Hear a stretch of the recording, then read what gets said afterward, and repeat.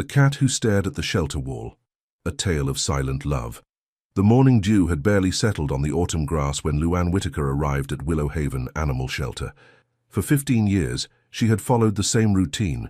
Arrive at 6, unlock the gates, check on each animal, and prepare breakfast for those still waiting for their forever homes. At 62, with silver-streaked auburn hair always pulled back in a practical bun, Luann had long accepted that some days at the shelter brought joy and others brought heartache. This particular October morning carried a stillness that made her pause. The old maple trees that lined the gravel driveway to the shelter had begun their annual transformation, their leaves painted in brush strokes of amber and crimson. Luann breathed in the crisp air, savoring the moment before her day began in earnest. As she approached the main gate, she noticed something that wasn't there the evening before. A cardboard box, its edges softened by moisture, sitting just beyond the fence line. "Not again," she whispered, her breath forming a small cloud in the cool morning air. Abandoned animals were nothing new at Willow Haven. The shelter sat on the outskirts of Millfield, a small town that had seen better days since the textile factory closed down. People moved away for work, leaving behind pets they couldn't take. Others simply couldn't afford to care for their animals anymore. Luann had seen it all, or so she thought. She approached the box cautiously. Sometimes the animals inside were frightened, sometimes injured, occasionally both. The cardboard had nearly collapsed on one side, dampened by the morning dew. Beside it lay a tattered cloth that might have once been a blanket. "Hello there," she called softly, kneeling despite the protest of her knees. "Are you all right in there, little one?" When she peered inside, a pair of amber eyes stared back at her, not with fear or aggression, but with something that made Luann's heart catch, a kind of empty acceptance. The black cat inside was thin, its coat lacking luster with patches of grey on its hind legs. It didn't cower or hiss. It simply looked at her, unblinking. Tucked beside the cat was a crumpled note. Just 2 handwritten words on a scrap of paper. "Forgive me." Luann had received many such notes over the years. Some were detailed explanations, others desperate pleas. But there was something about these 2 simple words that struck her differently. They weren't asking for understanding or absolution.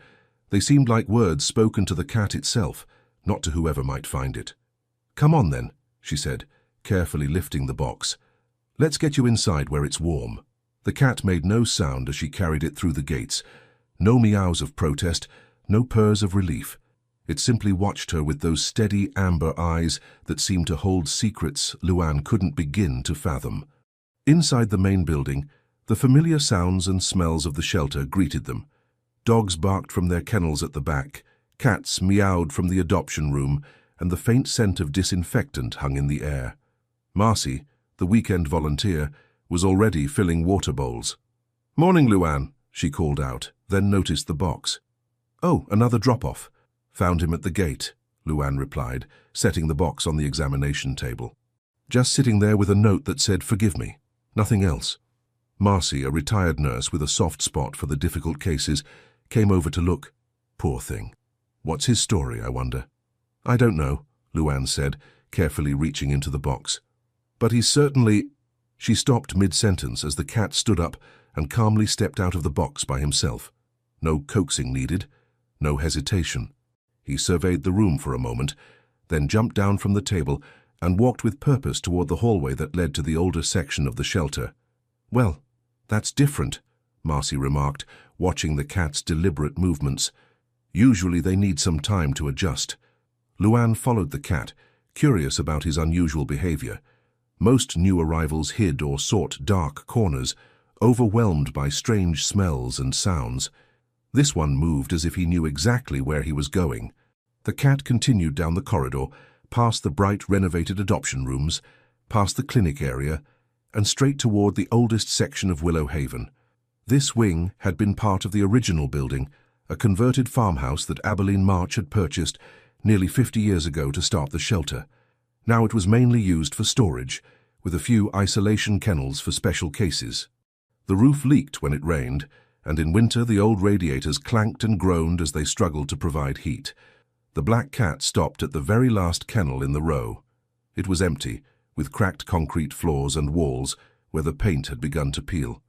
Without hesitation he walked inside, went to the far wall, sat down, and stared at it. Just stared. "That's odd," Marcy said, having followed them. "What's he looking at?" Luann approached slowly. The wall was nothing special, just old concrete with patches of peeling beige paint, water stains creeping down from the ceiling, and small cracks spider-webbing across the surface. "Maybe he smells something," she suggested, though she didn't sound convinced by her own words. She crouched next to the cat and gently ran her hand along his back. He didn't react, didn't purr, didn't even turn to acknowledge her touch. His eyes remained fixed on the wall, unblinking and intense. "Well," Luann sighed, standing up again, "let's get him settled properly. I'll bring in a bed, some food and water, and a litter box. We'll have Dr. Thompson check him out when she comes in tomorrow." But as Marcy turned to fetch the supplies, Luann lingered a moment longer, watching the strange, silent cat. In all her years at Willow Haven, she had never seen an animal behave quite like this. It wasn't fear or trauma, at least not any kind she recognized. It was something else entirely, something that made her chest tighten with a feeling she couldn't name. "What are you looking for?" she whispered to the cat. "What do you see there that we don't?" The cat, of course, didn't answer.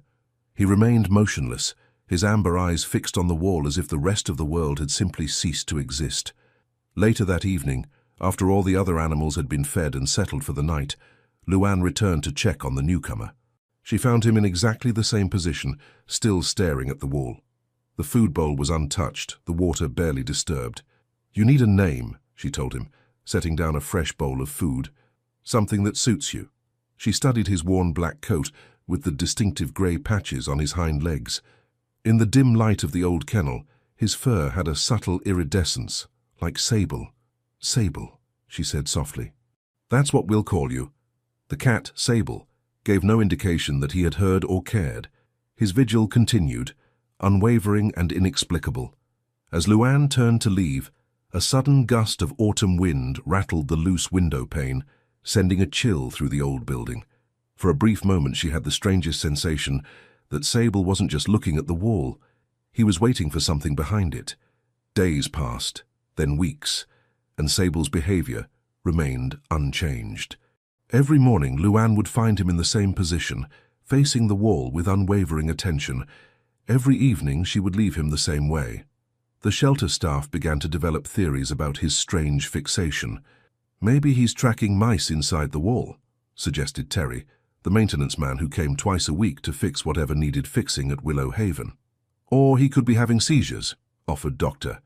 Thompson, after her examination, found nothing physically wrong with him. "Some neurological conditions can cause staring episodes." "I think he's just traumatized," said Marcy, who had taken to sitting near his kennel during her lunch breaks, talking to him softly about her grandchildren and her garden. "Who knows what happened to him before he came here?" Luann listened to their theories but kept her own counsel. There was something about Sable that defied simple explanation. Something in those steady amber eyes that spoke of purpose rather than pathology. November arrived with a bitter, cold snap that tested the shelter's aging heating system. The older wing, where Sable had taken up residence, was particularly vulnerable to the weather. On the worst nights, Luann brought in space heaters and extra blankets, concerned about the animals housed there. "Sable, you'd be much more comfortable in the main adoption room," she told him one evening, crouching beside him with a thick fleece blanket. "It's warmer there, and you might even find a home before Christmas." But when she tried to lift him, he stiffened in her arms. The moment she set him down in the bright, cheerful adoption room, he darted away, weaving through the curious paws and whiskers of the other cats. By the time Luann caught up, he was already back in his spot, staring at the wall as if he'd never left. After the third such attempt, she gave up trying to relocate him. If Sable wanted to stay in the cold, damp kennel, so be it. She would simply make it as comfortable as possible. It was around this time that Rhett Lancaster began volunteering at Willow Haven. At 23, he was younger than the shelter's usual volunteers, most of whom were retirees like Marcy, or high school students fulfilling community service requirements. Tall and lanky, with dark hair that fell across his forehead and a tendency to avoid eye contact, Rhett moved through the shelter with a quiet gentleness that the animals responded to immediately. "He has a way with the difficult ones," Marcy told Luann after watching Rhett sit for nearly an hour with a terrified chihuahua that snapped at everyone else. It's like he speaks their language. Luann assigned him various tasks: cleaning kennels, filling food bowls, walking the more sociable dogs. But she noticed that he always finished early and then gravitated toward the older wing of the shelter, toward Sable. One afternoon in early December, she found him sitting cross-legged on the floor of Sable's kennel, his back against the opposite wall, quietly talking to the cat, who continued his silent vigil. And Gran would say that patience isn't just waiting for something to happen, he was saying in a low, thoughtful voice. It's how you wait that matters. She waited for Grandpa to come home from the war for 3 years, writing him a letter every single day, even when the mail couldn't get through. When I asked her how she did it, she said, "I made the waiting mean something." Rhett paused, glancing up to find Luann standing in the doorway. A flush of embarrassment colored his pale cheeks. "Sorry," he said quickly. I finished early with the dog walks and I thought maybe he'd like some company." "No need to apologize," Luann assured him, smiling. "I talk to them all the time myself. They're often better listeners than people." Rhett nodded, his gaze drifting back to Sable. "Has he always been like this?" "Since the day he arrived," she confirmed. 2 months now, and he hasn't once looked away from that wall. We've tried everything. Toys, treats, even catnip. Nothing interests him." "What do you think he's looking at?" Rhett asked, studying the unremarkable wall with its peeling paint and water stains. Luann sighed. "That's the million-dollar question. Dr. Thompson says he's physically healthy, just severely underweight. He eats now, but only after we leave. Never while anyone's watching." "Maybe he's guarding something," Rhett suggested, his voice quiet. Luann raised an eyebrow. "Guarding what?" "It's just a wall." Rhett shrugged, a slight movement of his narrow shoulders. "My gran used to say that the most important things are usually invisible." A small, sad smile crossed his face. She had Alzheimer's at the end, used to stare at the wallpaper in her room for hours. When I asked what she was looking at, she said she was counting the flowers so they wouldn't be lonely. There was something in Rhett's gentle recounting that made Luann see Sable differently. Not as a cat with a problem, but as a creature with a purpose that happened to be beyond human understanding. "Well," she said after a moment, "whatever his reasons, he seems determined to stay right where he is. And speaking of staying, how would you feel about extending your volunteer hours through the holiday season? We're always short-staffed around Christmas." Rhett's face brightened. "I'd like that. I don't have any plans, and—" He hesitated, then added more softly, "It's better than being at home alone." As winter deepened, Rhett became a fixture at Willow Haven. He arrived early and stayed late, taking on whatever tasks needed doing. But everyone noticed that he always found time to sit with Sable, talking to him in that same quiet, thoughtful voice. He never tried to distract the cat from his vigil or force interaction. He simply offered companionship, sharing the silence. One evening, as a December snowstorm howled outside, Luann was making her final rounds before closing. She found Rhett in Sable's kennel, reading aloud from a worn paperback. "It was the best of times. It was the worst of times," he read, his voice barely audible above the wind. "It was the age of wisdom. It was the age of foolishness." Sable sat in his usual spot, facing the wall. But something was different. For the first time since his arrival, his posture had softened. His tail, usually curled tightly around his body, now lay relaxed on the concrete floor. Luann watched from the doorway, not wanting to interrupt. As Rhett continued reading, he absently placed his hand on the floor beside him, palm up. After a few moments, without turning from the wall, Sable shifted slightly, just enough to extend his nose and briefly touch Rhett's palm.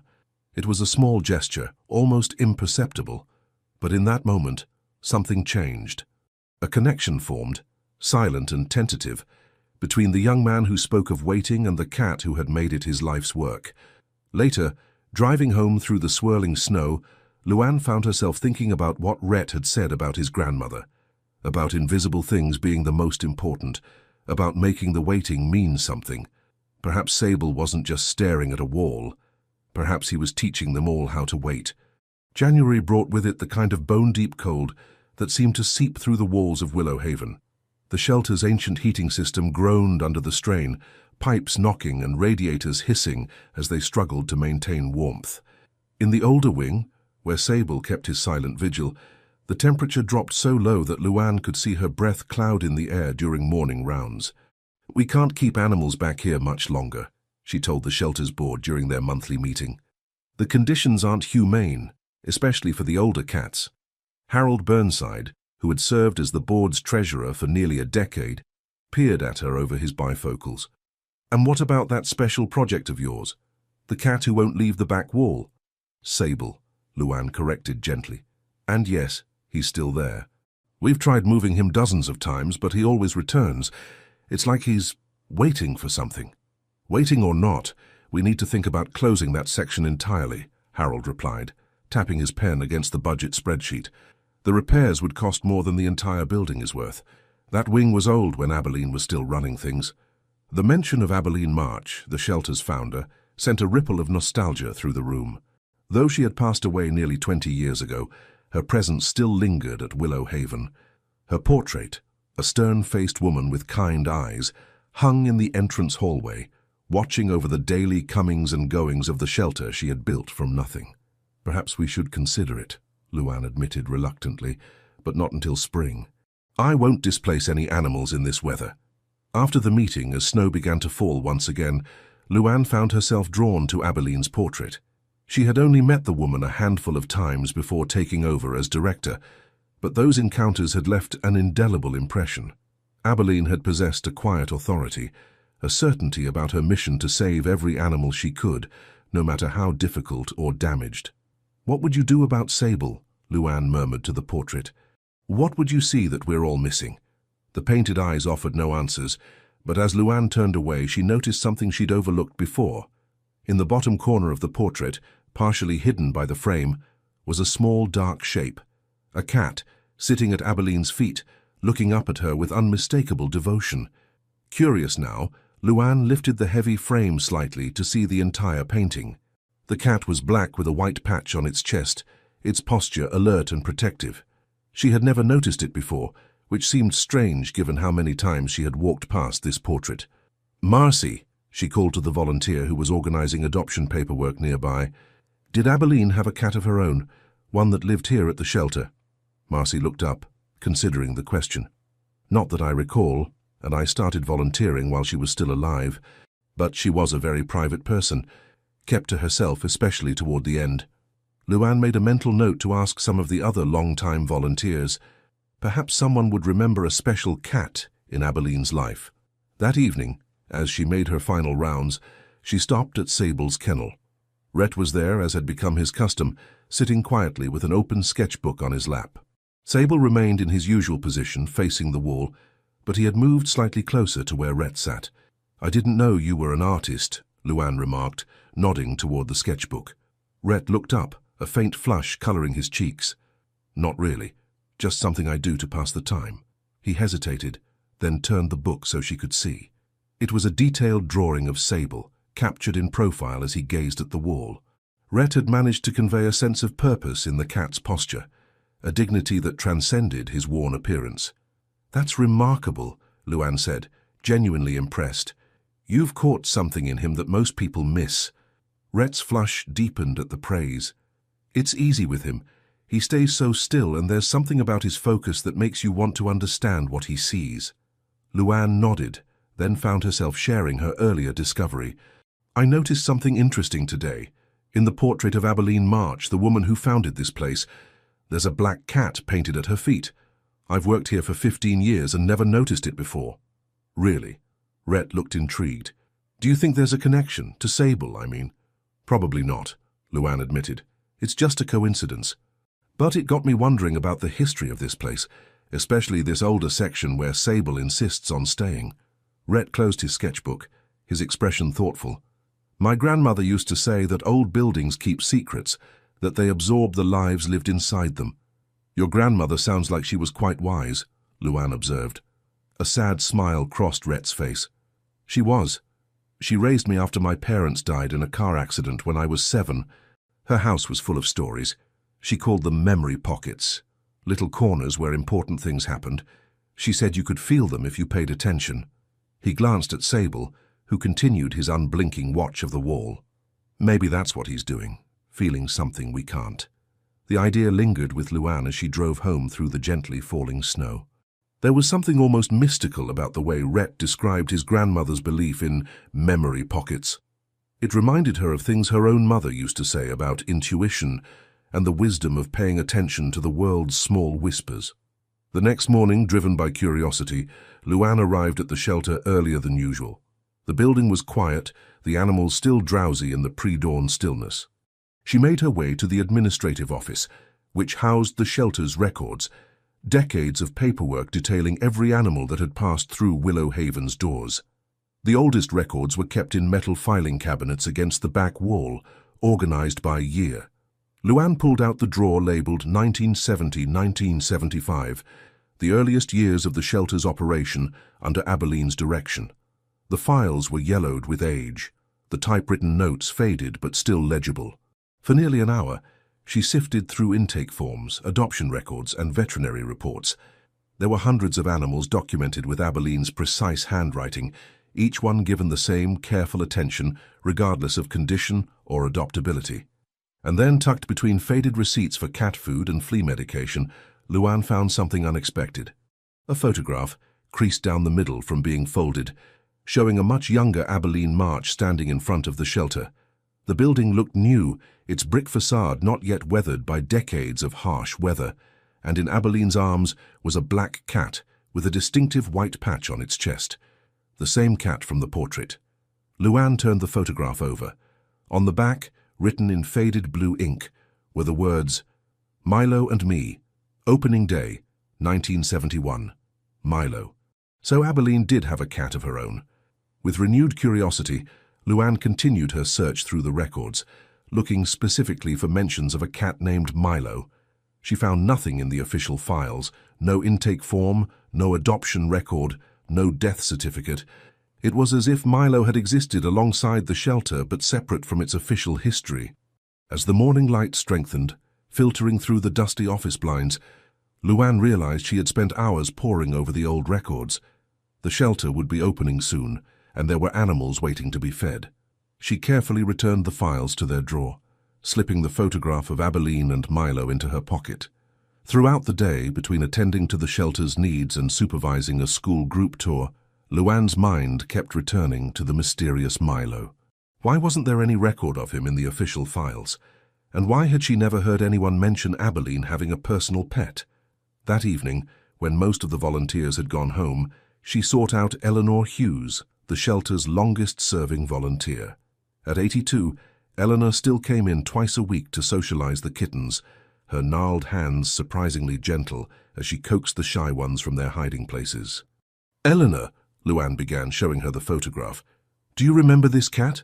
Abilene called him Milo." Eleanor adjusted her glasses, studying the image.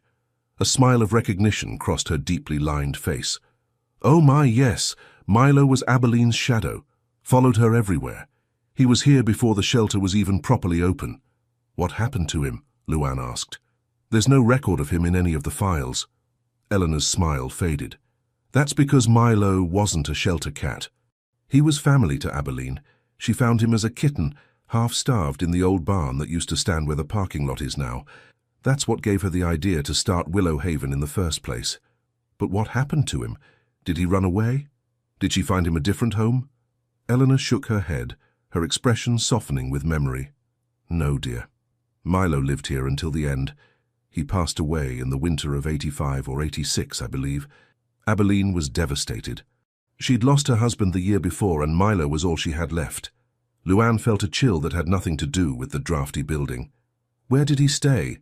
Did he have a special place here?" "Oh, he had the run of the place," Eleanor replied, "but he spent most of his time in what's now the old wing. Abilene had her living quarters back there when she first started the shelter. She didn't move into town until much later." "The old wing," Luann repeated slowly. "Where Sable refuses to leave." "Yes, that's right," Eleanor confirmed, then tilted her head curiously. "Why all these questions about Milo after all these years?" Luann hesitated, then showed Eleanor another photograph on her phone, one she had taken of Sable in his habitual pose, staring at the wall. "Because we have a cat who arrived a few months ago who won't stop staring at the wall in the oldest part of the shelter. Day and night, He sits there like he's waiting for something. We've tried everything to interest him in other things, but he always returns to that same spot. Eleanor studied the image, her faded blue eyes widening slightly. "Well, I'll be," she murmured. "That's right where Abeline's bedroom used to be, before they renovated and turned it into kennels." "Her bedroom?" Luann repeated. Eleanor nodded. "Yes, she lived in what's now the back hallway and that last room. Had a little kitchenette and everything. It wasn't much, but she said it was all she needed." As Luann walked Eleanor to her car, the winter sky had deepened to indigo, stars appearing one by one in the vast darkness. The old woman paused before getting in, her breath forming small clouds in the cold air. "You know," she said thoughtfully, "Abeline always believed that animals knew things we couldn't understand.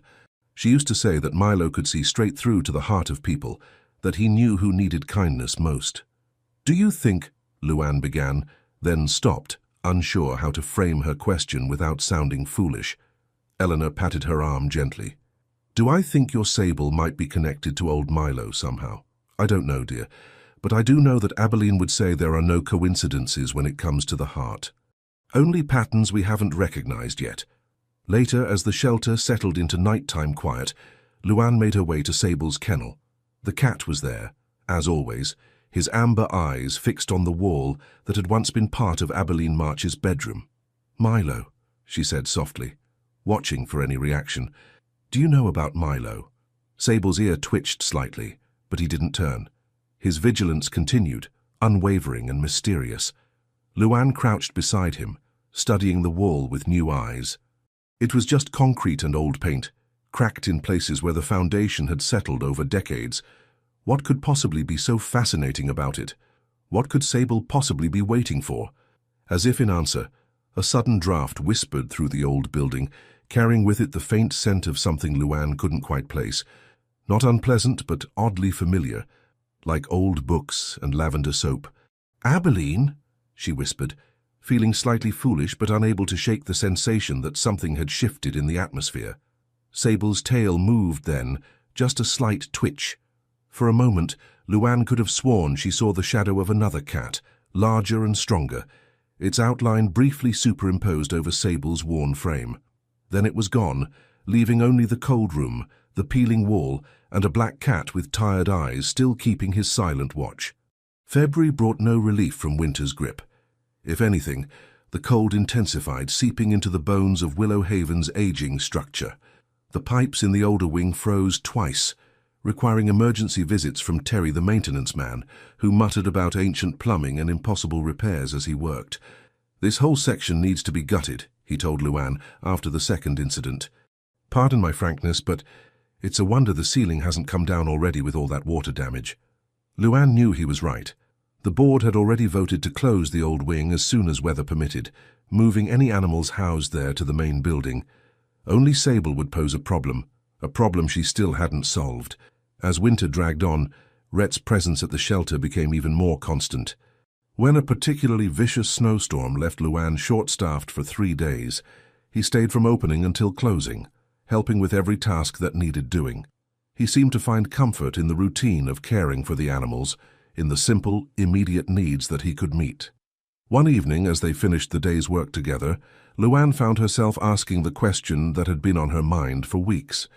"Rhett, don't take this the wrong way, but don't you have other places to be? Friends your own age, maybe? It's not that we don't appreciate your help, but it's unusual for someone so young to spend so much time volunteering." They were sitting in the small break room, mugs of hot chocolate warming their hands. Outside, the snow was falling again, adding to the already impressive drifts that lined the driveway. Rhett stared into his mug, a familiar discomfort crossing his features when personal questions arose. For a moment, Luann thought he might deflect the question or make an excuse to leave. Instead, he took a deep breath and said, "Not really. I'm not good with people my age. Never have been. They think I'm weird because I don't talk much, or because I notice things they don't." "What kinds of things?" Luann asked gently. He shrugged, still not meeting her eyes. "Small things. Like how the robin that nests near the shelter entrance always tilts her head to the right before she flies, or how the grey tabby in Kennel 3 has exactly 7 white hairs on her left ear." "That's not weird," Luann assured him. "That's being observant. It's a gift." A faint smile touched his lips. Gran used to say the same thing. She called it having eyes that truly see. But at school, it just made me different. And different isn't always good when you're trying to fit in. There was something in his tone that suggested a history of loneliness, of being the odd one out.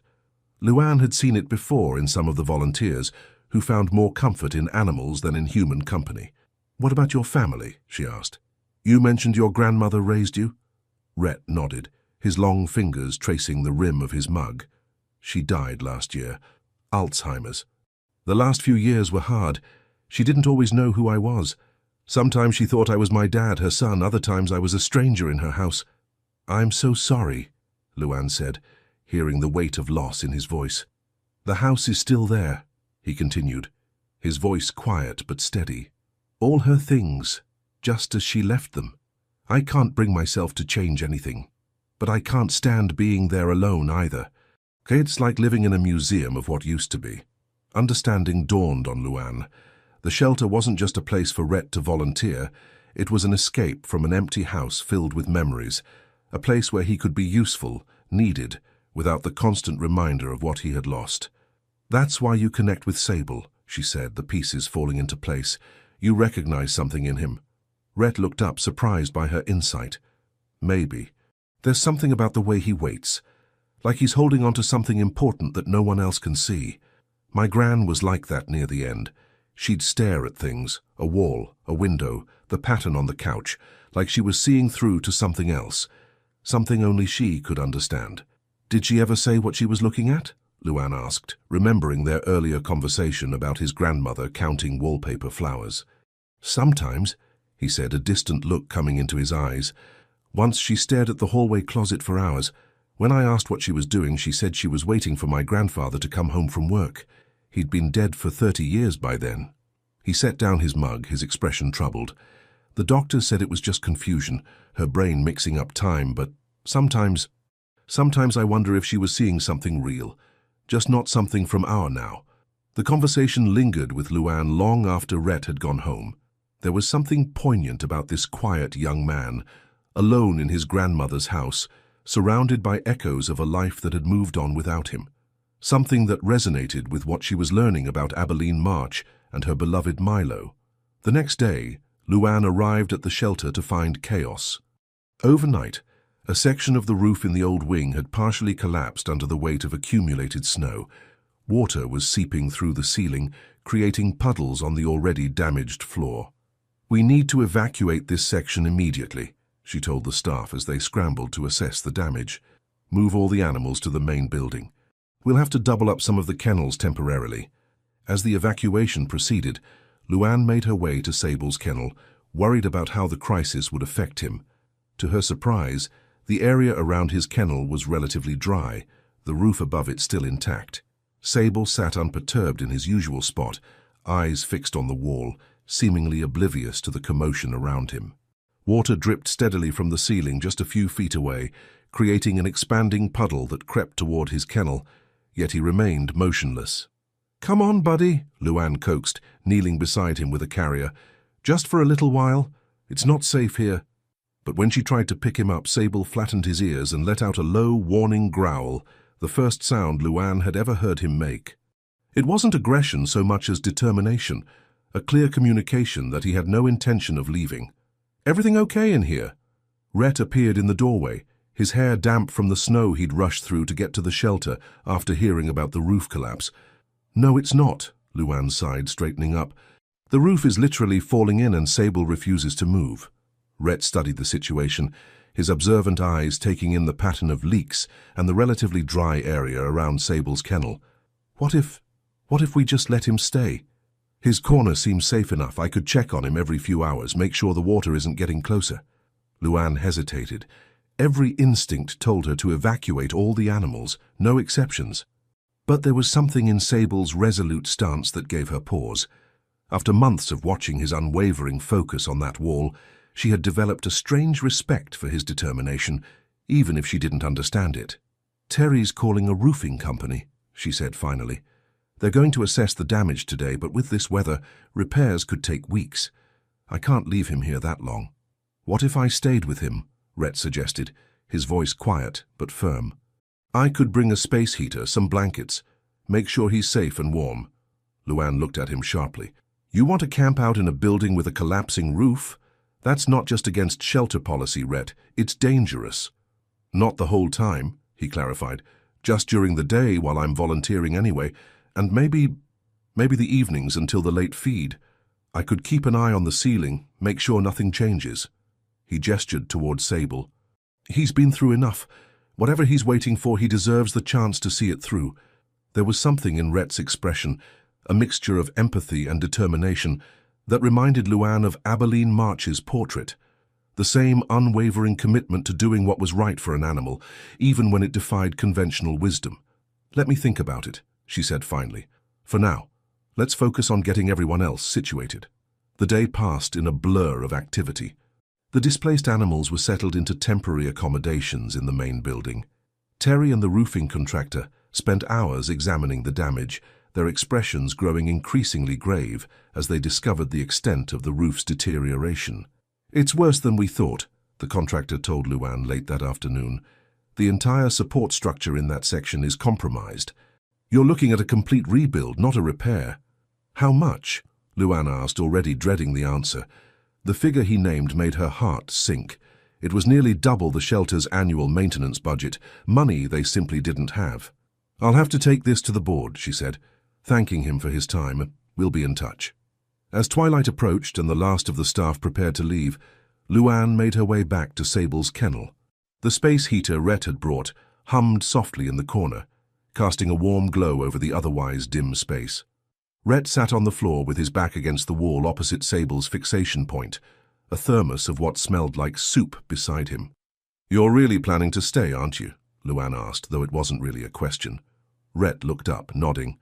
Just until closing time. I brought dinner. He gestured to the thermos. And a book. A well-worn copy of To Kill a Mockingbird lay beside him. Luann considered the young man sitting resolutely in the cold, damaged building, keeping company with a cat who wouldn't even look at him. There was something both heartbreaking and beautiful about his quiet determination.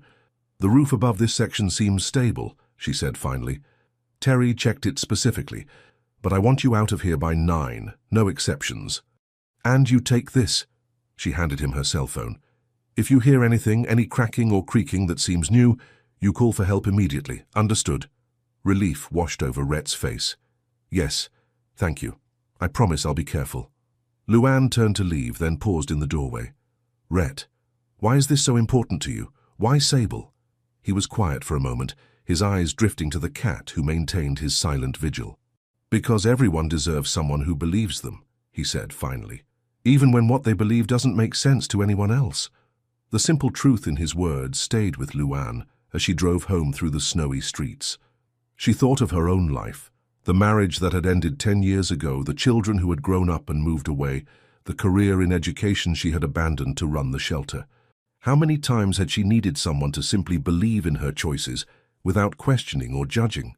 Over the next few days, a routine developed. During the day, volunteers and staff worked to manage the shelter's operations in the reduced space. Rhett divided his time between regular duties and sitting with Sable, reading aloud or simply keeping silent company. In the evenings before leaving, Luann would check on them both, making sure the space heater was working and that no new leaks had developed. On the third night, she arrived to find Rhett sketching again, his pencil moving with quiet confidence over the page. But this time he wasn't drawing Sable. He was sketching the wall itself, capturing every crack, stain, and peeling patch of paint in meticulous detail. I'm trying to see what he sees, Rhett explained without looking up. Sometimes if you draw something, you notice details that your eyes miss just by looking. And have you found anything? Luann asked, peering at the detailed rendering. Rhett shook his head. Not really. Just that this section here, he pointed to an area about 3 feet up from the floor, where the wall had a slightly different texture, seems to have been patched at some point. The concrete is newer. Luann leaned closer, examining the actual wall. He was right. There was a rectangular section, about 2 feet wide by 18 inches high, where the concrete had a slightly different color and texture. It was subtle, Easy to miss, unless you were really looking for it. Good eye, she acknowledged. Terry mentioned that there's been a lot of patchwork done over the years. The previous maintenance man wasn't exactly meticulous about keeping records. As they were talking, a sudden gust of wind rattled the windows, sending a shower of ice crystals against the glass. The old building creaked and groaned in protest. Sounds like the storm's getting worse, Luann noted, checking her watch. You should head home soon before the roads get too bad. Rhett nodded, but made no move to pack up his things. I will. I just want to finish this section. His pencil continued its careful documentation of the wall's imperfections. Luann hesitated, then said, Rhett, I know it's none of my business, but are you okay? I mean, in general. You spend so much time here, and while we appreciate it, I can't help wondering if there's something else going on. His pencil paused mid-stroke. For a long moment, he stared at his drawing, his expression unreadable. Then, slowly, he set the sketchbook down. After Gran died, he began, his voice soft but steady, I couldn't figure out what to do with myself. I had been her caretaker for so long, first just helping out, then full-time as she got worse. My whole life was organized around her needs. When she was gone, it was like I didn't have a purpose anymore. He glanced at Sable, who remained fixated on the wall. I dropped out of community college, couldn't focus. Started having panic attacks when I tried to go to job interviews. My therapist says it's complicated grief, but knowing what it's called doesn't make it any easier to live with. I'm so sorry, Luann said, meaning it. She had suspected there was more to Rhett's story, but the quiet dignity with which he carried his pain was unexpected. Being here helps, he continued. The animals don't care if I'm a mess. They just care that I'm kind and that I show up. And Sable, his voice softened. Sable makes me feel less alone. We're both waiting for something, I guess, both a little bit stuck. A comfortable silence fell between them, broken only by the wind outside and the soft hum of the space heater.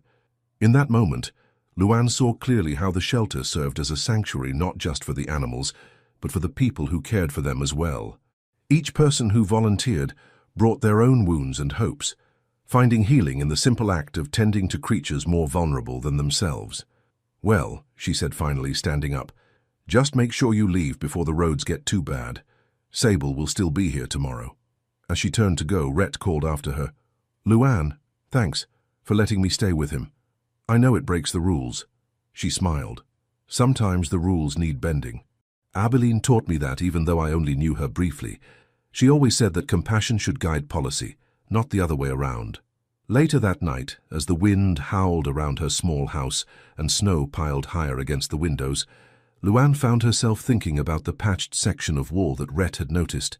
It seemed insignificant, just one of countless repairs made to the aging building over the years, and yet it aligned almost perfectly with where Sable chose to sit day after day. On impulse, she went to her computer and began searching through the shelter's digital archives. Most of the older records hadn't been digitized, but photographs from various events and renovations had been scanned and organized by year.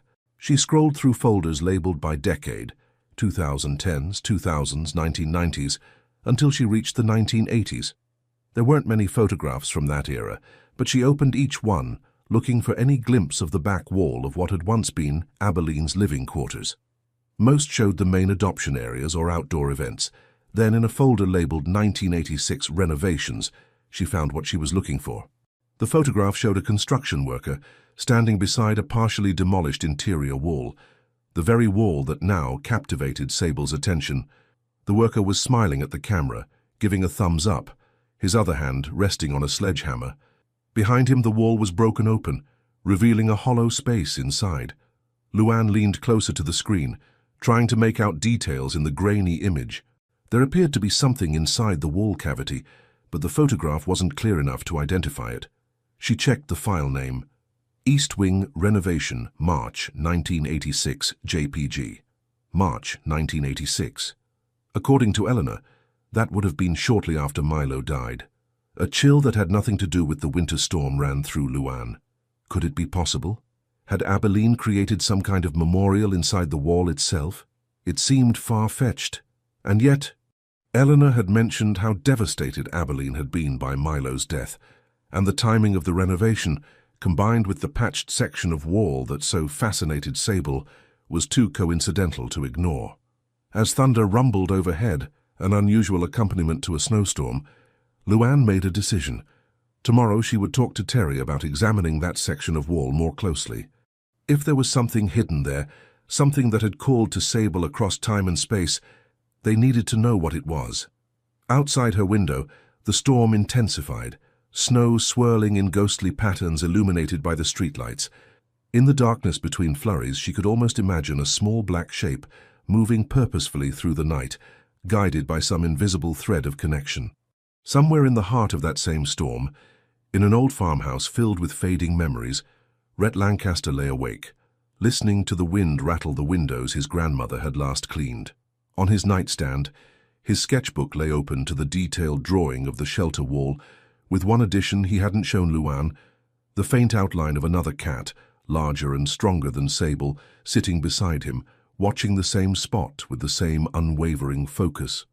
The storm that had battered Millfield overnight left a transformed landscape in its wake. Snow drifted against buildings, buried cars, and created an unnatural silence that muffled the usual morning sounds. Schools were closed, businesses delayed their openings, and the snow removal crews worked furiously to clear the main roads. At Willow Haven, the damage was immediately apparent.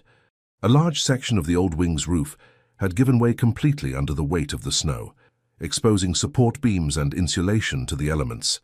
Thankfully, due to the evacuation of the animals, no one had been injured. Luann stood in the shelter's parking lot, surveying the destruction with a heavy heart. Terry, the maintenance man, stood beside her, shaking his head grimly. "It's a total loss," he confirmed. "That whole section will have to come down. It's not safe to even go in there now." "But Sable," Luann began. "We'll get him out," Terry assured her. "But we need to be quick about it. The whole structure could collapse with the next storm." Inside the main building, the atmosphere was tense. Staff and volunteers worked to maintain normalcy for the animals, but everyone felt the impact of the disaster. The board had called an emergency meeting for that afternoon to discuss next steps. Luann was checking on the relocated animals when Rhett burst through the door, his face flushed from the cold, snow still clinging to his dark hair. "I came as soon as I could get through," he said breathlessly. "The radio said there was damage to the shelter. Is everyone okay? Is Sable—" "He's still there," Luann assured him. "Still in his spot. But Rhett, it's bad. The roof over that section has partially collapsed. We need to get him out today. The whole wing might have to be demolished." Rhett's expression shifted from relief to concern. "Let me help. I can try to get him into a carrier." Together, they made their way to the old wing, carefully navigating around fallen debris and puddles of melted snow. The damage was even more extensive inside. Water dripped steadily from exposed beams, and chunks of ceiling material lay scattered across the floor. The air was frigid, colder inside than out. When they reached Sable's kennel, they found him exactly where he always was, seemingly oblivious to the destruction around him. Somehow, as if by some strange providence, his corner remained relatively untouched. A beam had fallen at an angle that created a sort of protective barrier over his particular section of wall. "It's like he's being protected," Rhett murmured, his voice hushed with something like awe. Luann felt it too. The odd sense that forces beyond their understanding were at work, but her practical side quickly reasserted itself. Protected or not, he can't stay here. It's too dangerous. As Rhett attempted to coax Sable into a carrier, Luann examined the wall that had captured the cat's attention for so many months. The patch that Rhett had identified in his drawing was more noticeable now, illuminated by the harsh natural light streaming through the damaged roof. "Rhett," she said suddenly, "do you think there might be something inside that wall, in that patched section?" He glanced up from his gentle attempts to persuade Sable, considering the question. "It's possible. The patch job isn't great. You can see the outline clearly, like something was put in there and then covered over. I found a photograph last night," Luann explained, "from 1986, during a renovation. It showed this wall opened up, with what looked like a space inside." She hesitated, then added, "It was taken right around the time Milo, Abilene's cat, passed away." Understanding dawned in Rhett's eyes. You think she might have… what? Created some kind of memorial inside the wall? It sounds crazy when you say it out loud, Luann admitted, but what else could explain Sable's fixation? And why the renovation happened right after Milo died. Their conversation was interrupted by Terry's arrival. Folks, I hate to rush you, but we really need to get out of here. The structural engineer is on his way, and he was pretty clear on the phone that no one should be in this section until he's had a chance to assess it. Just a few more minutes, Luann pleaded. Terry, do you remember anything about a renovation to this wall back in the 80s? When Abilene was still running things? Terry scratched his beard thoughtfully. Before my time, but old Joe, the guy who had this job before me, he mentioned something once about Miss March having a project back here that no one was allowed to touch. Said she supervised the work herself, which wasn't her usual way. And it was this wall specifically? Luann pressed. Can't say for certain, Terry replied. But it was definitely in this section. Why? What are you thinking? Luann exchanged a look with Rhett, who had given up on the carrier and was now sitting beside Sable, one hand gently resting near the cat without touching him. I think, she said slowly, that there might be something important hidden inside that wall, something connected to Abilene and her cat Milo. Terry looked skeptical. Even if there is, this isn't the time for a treasure hunt. That ceiling could come down any minute. What if we just opened up this small section? Rhett suggested, pointing to the patched area. It wouldn't take long, and it might help us understand why Sable refuses to leave. Terry sighed, clearly torn between curiosity and caution. I've got tools in my truck, but we do this quick, and at the first sign of any structural movement, we're out. Deal? When Terry returned with a small sledgehammer and protective gear, they worked quickly. He tapped lightly around the edges of the patched area, listening for changes in the sound that might indicate a hollow space behind. There's definitely something here, he confirmed after a few minutes. The wall sounds different in this section. I'm going to try to open it up. The first few taps of the sledgehammer produced only small chips of concrete and plaster, but on the third strike, a larger piece broke away, revealing a different material behind the outer layer. Her few more careful strikes, and the patched section began to crumble. There's definitely something in there, Terry said, pausing to clear away debris. Looks like a wooden box? As more of the wall came away, they could see what had been hidden, a small wooden box secured with rusted wire to the inner surface of the wall. It was covered in dust and cobwebs, clearly untouched for decades. Throughout the process, Sable had remained motionless, his amber eyes fixed on the emerging box as if he had been waiting for this moment all along. With Terry's help, they carefully extracted the box from its hiding place. It was heavier than it looked, made of dark wood that had been protected from the elements by its concrete enclosure. The wire that had held it in place was brittle with age, breaking easily as they worked to free it. Should we open it? Rhett asked, his voice hushed with anticipation. Luann hesitated. This felt deeply personal, like reading someone's diary without permission. And yet, Abilene was long gone, and something about this box had called to Sable across time and space. Yes, she decided, but let's take it to the main building first. It's not safe here. As they gathered their things to leave, Luann turned to Sable. Come on, she said gently. It's time to go. To her astonishment, Sable stood up and stretched, a normal, casual movement that seemed extraordinary after months of stillness. Then, without prompting, he walked to the carrier that Rhett had left open on the floor, stepped inside, and sat down calmly. Well, I'll be, Terry murmured. It's like he knows his job here is done. Back in the main building, with the box placed carefully on Luann's office desk, they prepared to discover its contents. The box was secured with a simple metal latch, tarnished but still functional. Inside they found a collection of items carefully arranged: yellowed letters bound with faded ribbon, a leather-bound diary, old photographs of a woman with a black cat in her lap, and a worn collar with a small metal tag that read Milo. Luann opened the diary with trembling fingers. On the inside cover, in elegant, precise handwriting, was an inscription. Milo taught me that silence is also love, that sometimes you don't need to say anything, you just need to be present. I've kept what remains of him here, so that someday someone might remember that love unseen still lives somewhere. Signed simply, Abilene March. Rhett picked up one of the photographs, studying it with gentle curiosity. She loved him very much, he said softly. She did, Luan agreed, carefully turning the pages of the diary. According to this, Milo was with her for 15 years. He helped her greet every animal that came through Willow Haven's doors. She says he could always tell which ones needed special attention. As they explored the contents of the box, a story emerged. The story of a woman who had devoted her life to saving animals, inspired by one small kitten she had found in a barn. Milo had been her companion, her comfort through personal losses, and her partner in building the shelter.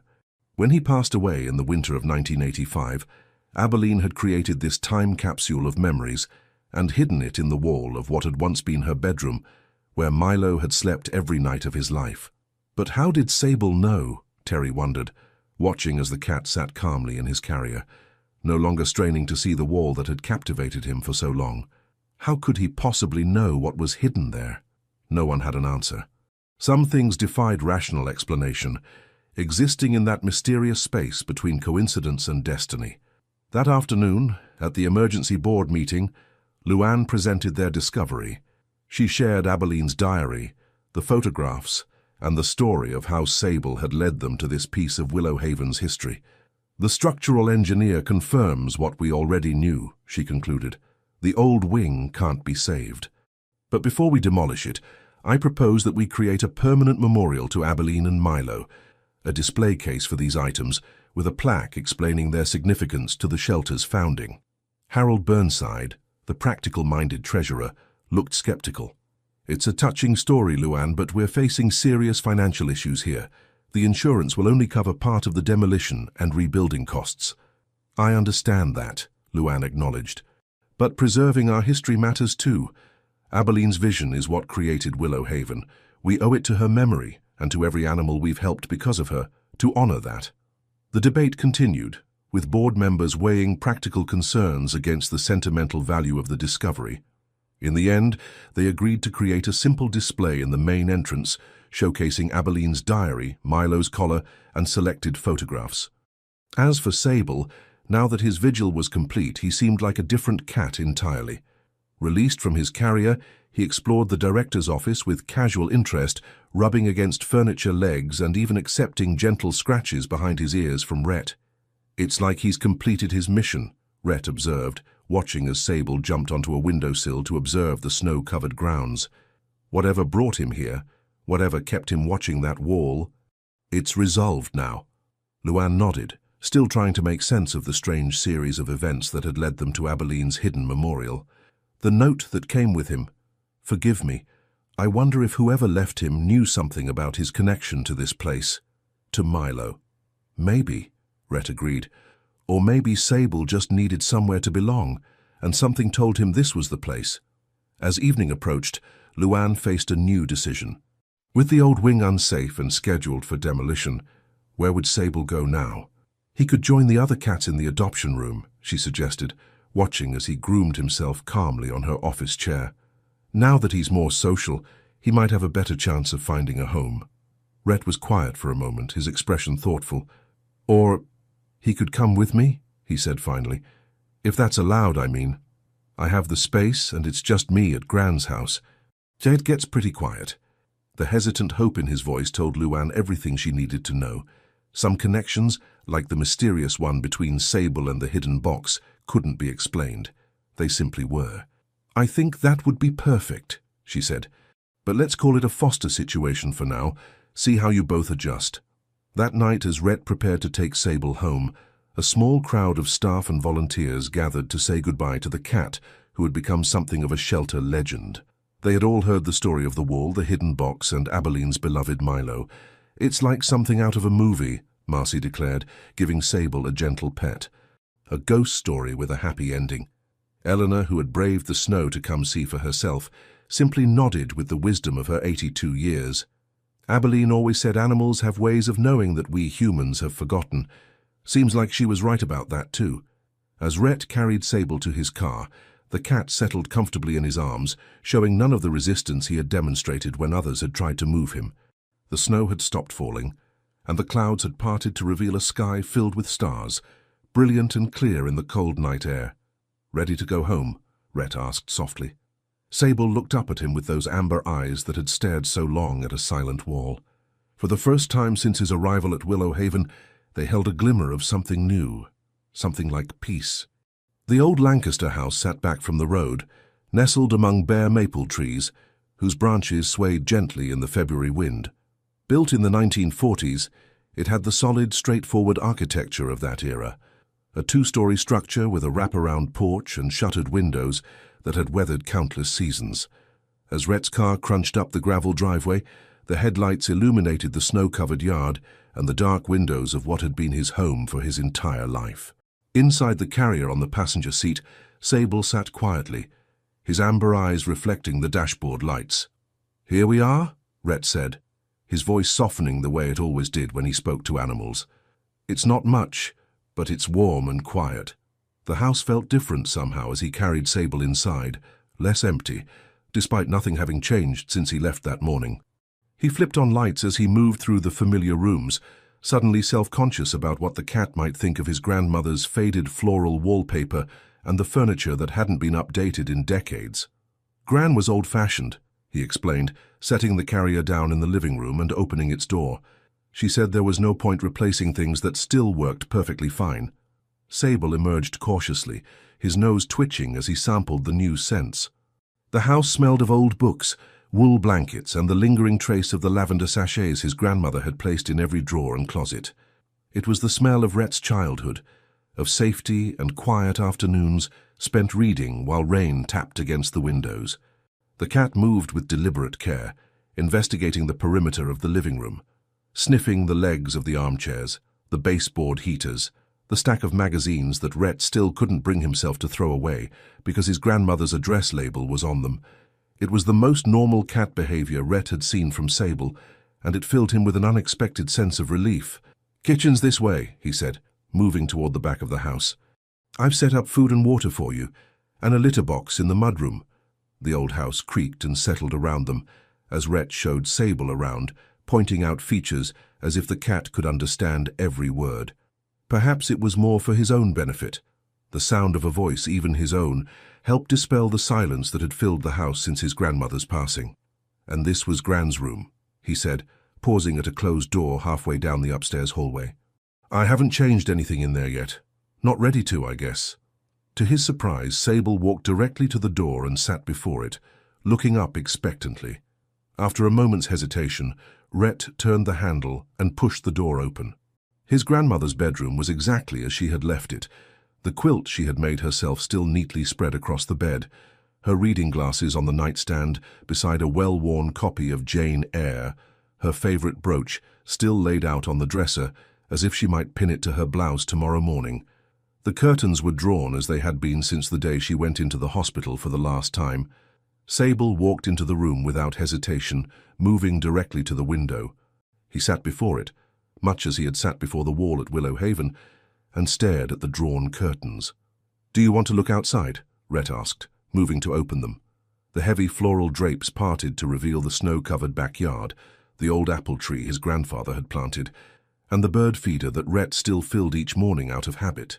Moonlight spilled across the snow, turning the ordinary landscape into something ethereal and otherworldly. Sable placed his front paws on the windowsill, his attention fixed on the scene outside. For a long moment, both cat and man stood in silence, watching the night.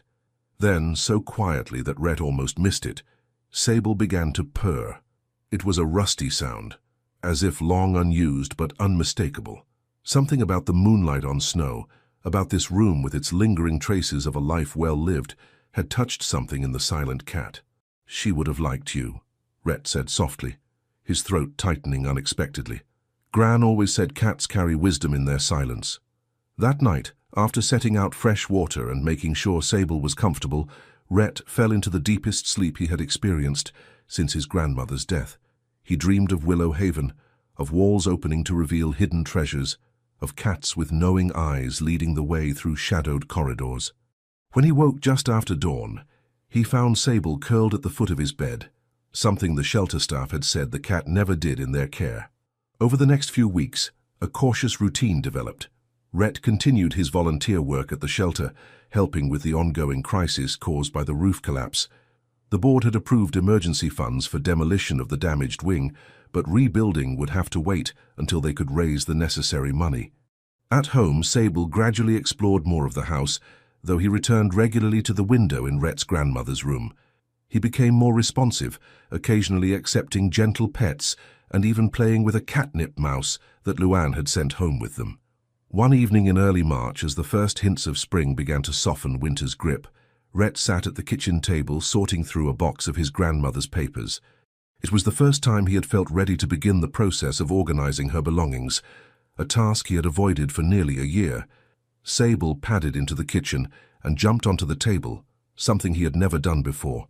He walked delicately across the scattered papers, careful not to disturb them, and sat down directly in front of Rhett. "What is it?" Rhett asked, setting aside the stack of old birthday cards he had been reading. Sable merely looked at him with those steady amber eyes, then turned his gaze to a particular envelope that had fallen to the floor. When Rhett didn't immediately respond, the cat jumped down, picked up the envelope in his mouth, and brought it back to the table. "You want me to look at this one?" Rhett asked, bemused by this sudden, purposeful behavior.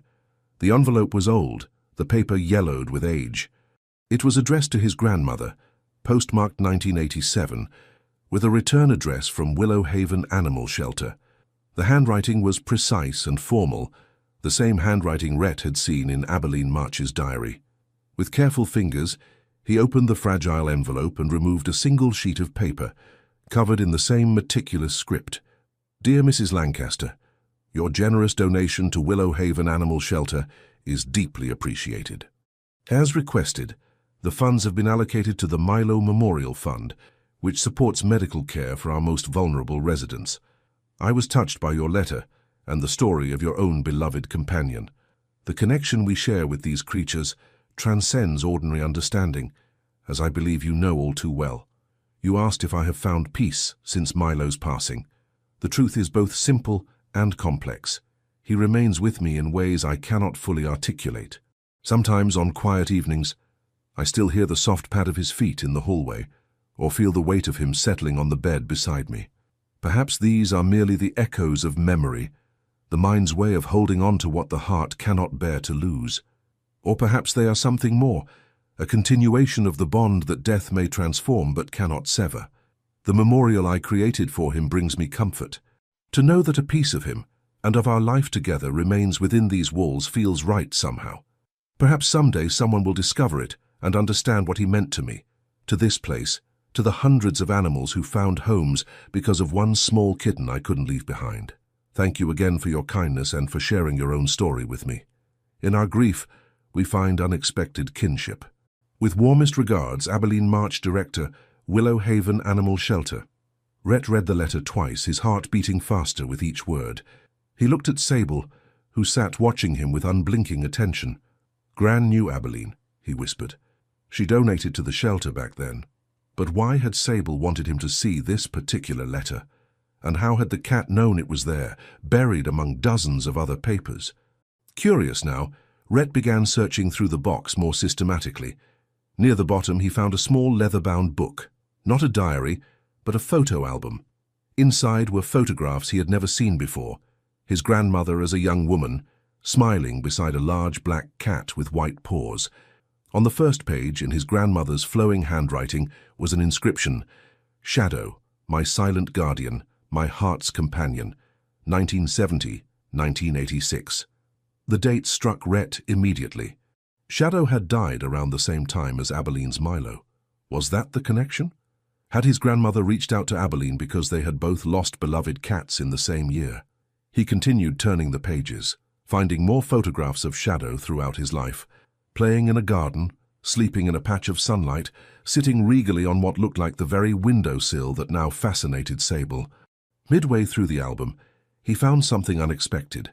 A photograph of his grandmother standing outside Willow Haven, its sign much newer in the image. Beside her stood a tall, stern-looking woman with silver-streaked dark hair, unmistakably Abilene March, from the portraits Rhett had seen at the shelter.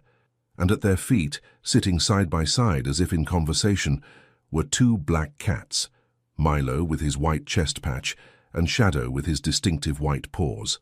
They knew each other, Rhett murmured, astonished. The cats knew each other. Sable made a soft sound, not quite a meow, but a gentle vocalization that seemed to encourage Rhett to continue his exploration. The final pages of the album contained newspaper clippings about Willow Haven, notes in his grandmother's handwriting about donations she had made, and several more letters from Abilene, each one increasingly personal in tone. It seemed that over the years following their cats' deaths, the two women had formed a friendship based on their shared love of animals and their parallel experiences of loss. The last letter, dated 1997, mentioned Abilene's declining health and her concerns about the shelter's future. She wrote of dreams in which Milo led other cats to safety, of hearing his distinctive purr on nights when sleep eluded her.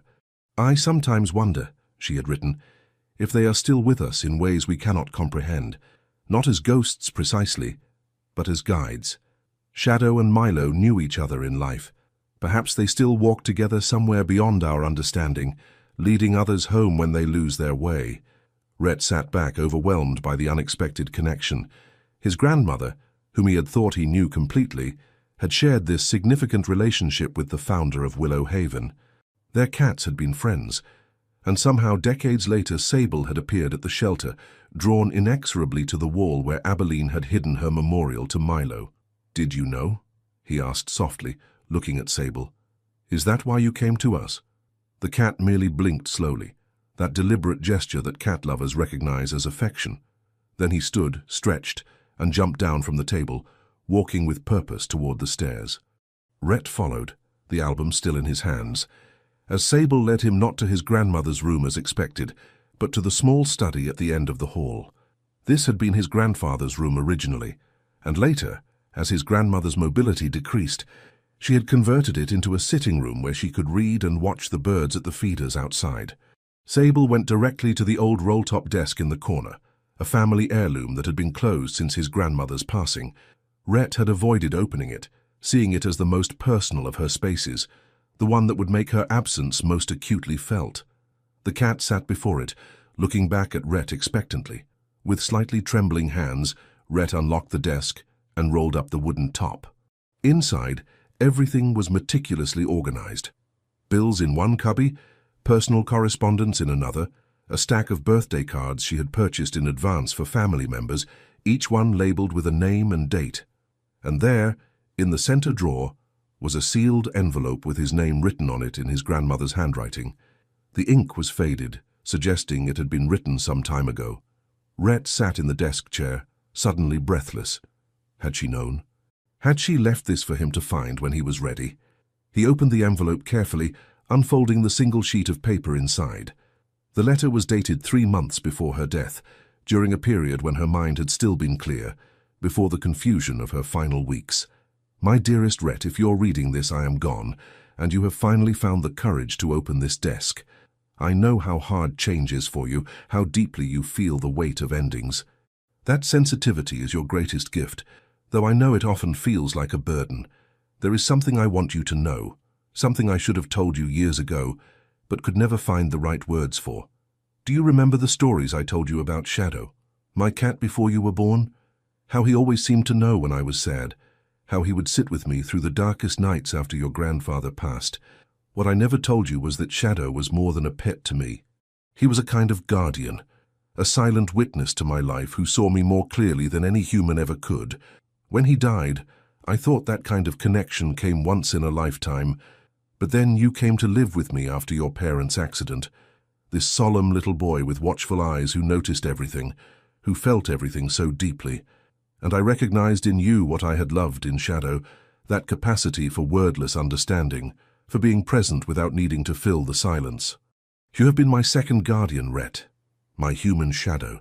You stayed when others would have gone. You saw me through to the end without complaint, even when it cost you your own plans and dreams.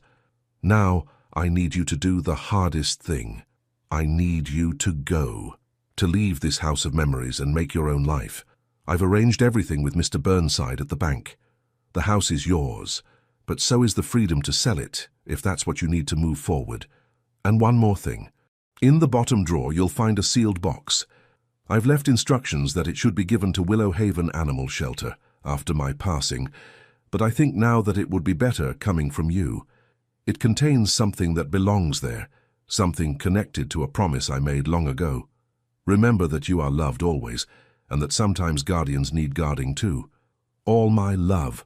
Grand tears streamed down Rhett's face as he finished reading. His grandmother had seen him, truly seen him, in a way he hadn't realized. She had recognized his nature, his gift for silent companionship, and rather than trying to change him, she had valued it.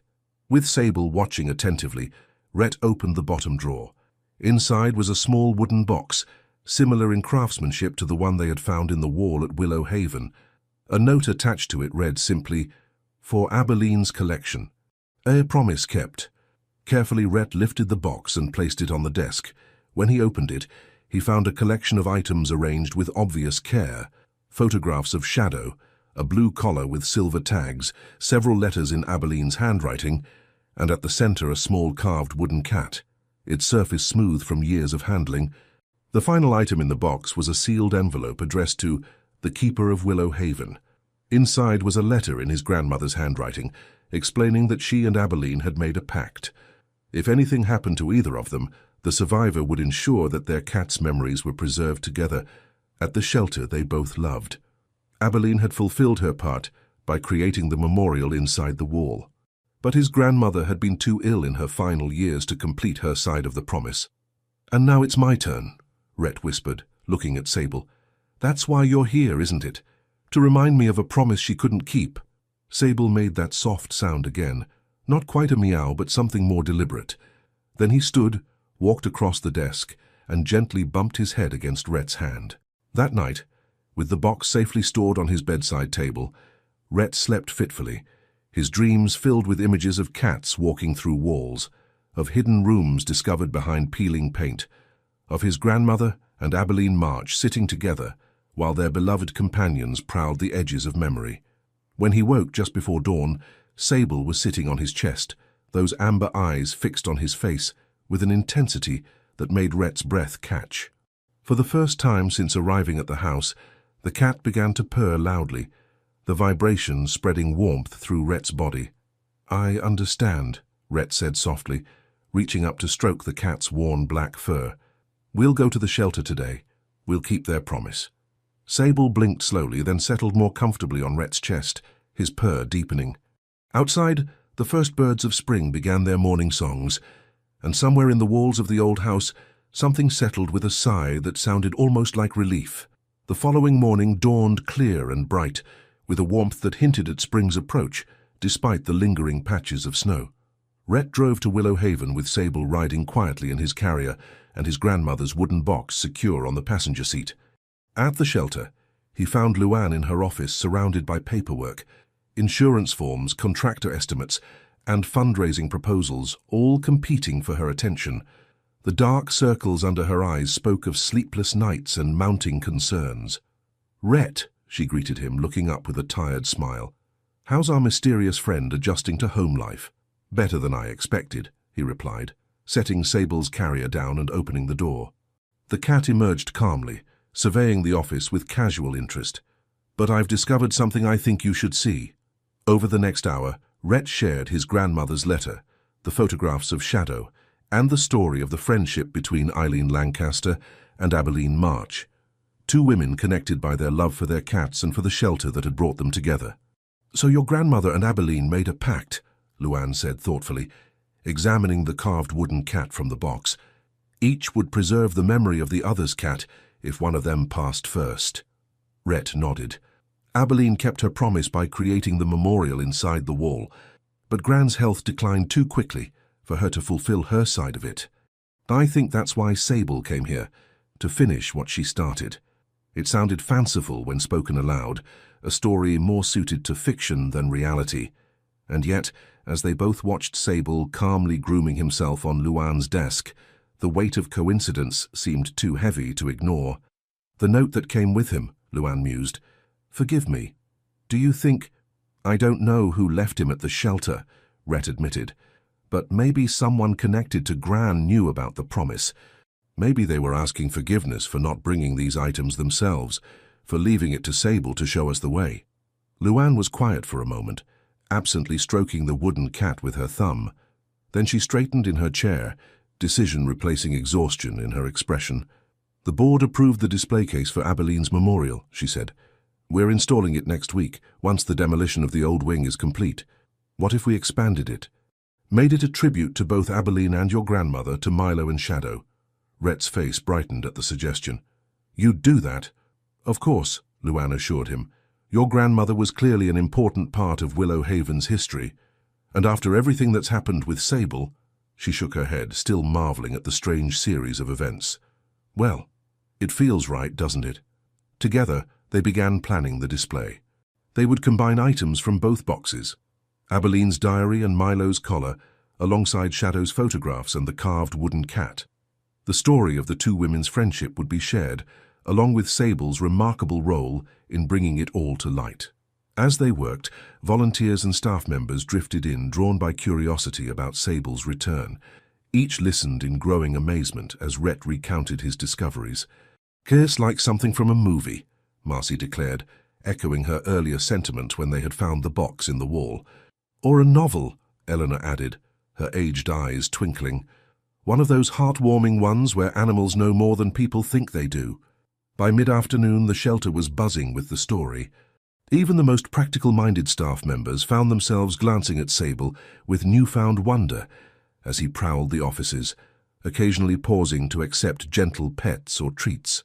"There's just one thing I don't understand," Luann said, as she and Rhett finished organizing the items for the display.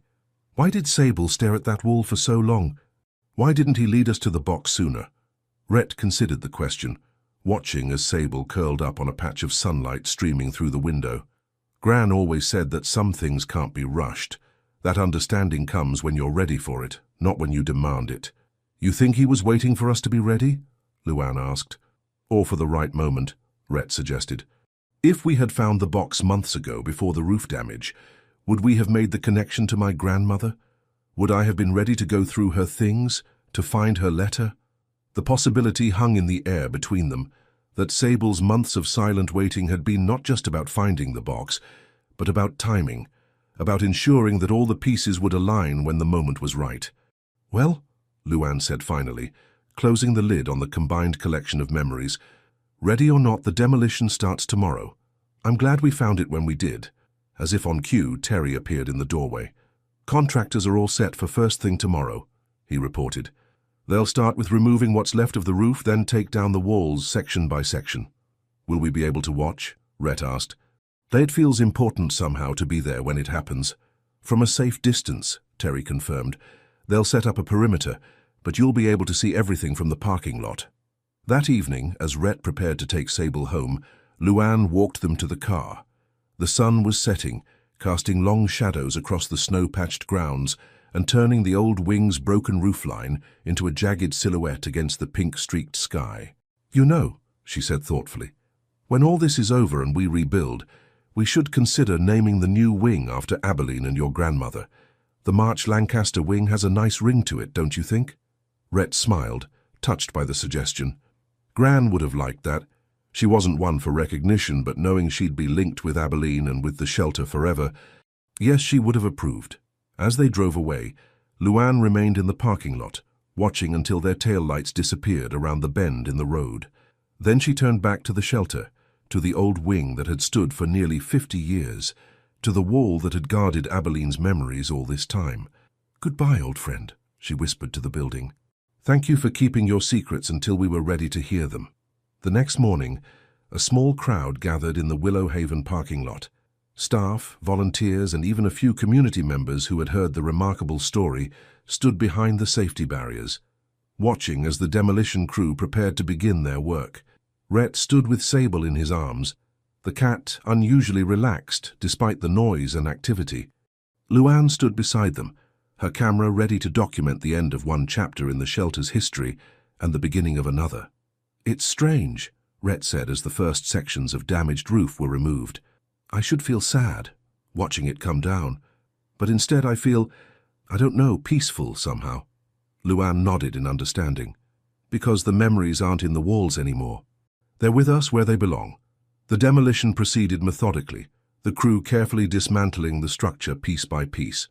When they reached the section where Sable's wall had stood, Rhett felt the cat tense slightly in his arms, then relax again with a soft sigh. As the wall came down, revealing the empty space where the box had been hidden, a sudden shaft of sunlight broke through the clouds, illuminating the spot with golden light. Several people in the crowd gasped at the timing, at the almost deliberate way the light seemed to bless the moment. "Well, I'll be," murmured Eleanor, who had insisted on being present despite the cold. Abilene always did have a flair for the dramatic. Later that day, as the dust settled and the demolition crew packed up their equipment, Luann and Rhett stood in her office, putting the finishing touches on the display that would be installed in the shelter's entrance. They had arranged the items with care, the diaries, the photographs, the collars, telling the story of 2 women, 2 cats, and the shelter that had connected them across time. "What will you do now?" Luann asked as they worked. "Will you stay in your grandmother's house?" Rhett was quiet for a moment, considering the question. "For now, yes. It doesn't feel like just her house anymore. With Sable there, it's becoming something new. Our house." He smiled slightly. "But I'm thinking about going back to school in the fall, maybe veterinary technology. Gran's letter made me realize she wouldn't want me to put my life on hold indefinitely." "That's wonderful," Luann said warmly. "And you'll keep volunteering with us?" "Try and stop me," he replied with a small laugh. "I feel connected to this place now in a way I can't really explain." "No explanation needed," she assured him. "Willow Haven has a way of claiming people. Just ask Eleanor. She started volunteering for a high school project 50 years ago and never left." As they continued their work, Sable watched from his perch on the windowsill, his amber eyes reflecting the afternoon light. There was a new ease to his posture, a contentment that had been absent during his months of waiting. When the display was finally complete, they stood back to admire it. At Rhett's suggestion, they had added a small photograph of Sable at the center, with a simple caption, "The Guide." "Do you think people will believe it?" Rhett asked. "This story of a cat who led us to hidden memories?" Luann considered the question. "Some will, some won't, but that's true of most important stories, isn't it? The ones that matter most are often the hardest to explain." That evening, as Rhett drove home with Sable dozing in the passenger seat, he found himself thinking about his grandmother's words in her letter, about guardians needing guarding too, about the silent understanding that had connected her to Shadow, and now connected him to Sable. At home, as he prepared dinner, he noticed Sable sitting by the back door, looking up expectantly. "You want to go out?" Rhett asked, surprised. Sable had shown no interest in going outside since his arrival. When he opened the door, Sable stepped carefully onto the porch, then looked back as if asking Rhett to follow. Together they walked into the backyard, now mostly clear of snow, with early crocuses beginning to push through the softening earth. Sable led him to the old apple tree, circling its trunk, before sitting beside a particular root that curved above the ground. He looked up at Rhett, then pawed gently at the earth beside the root.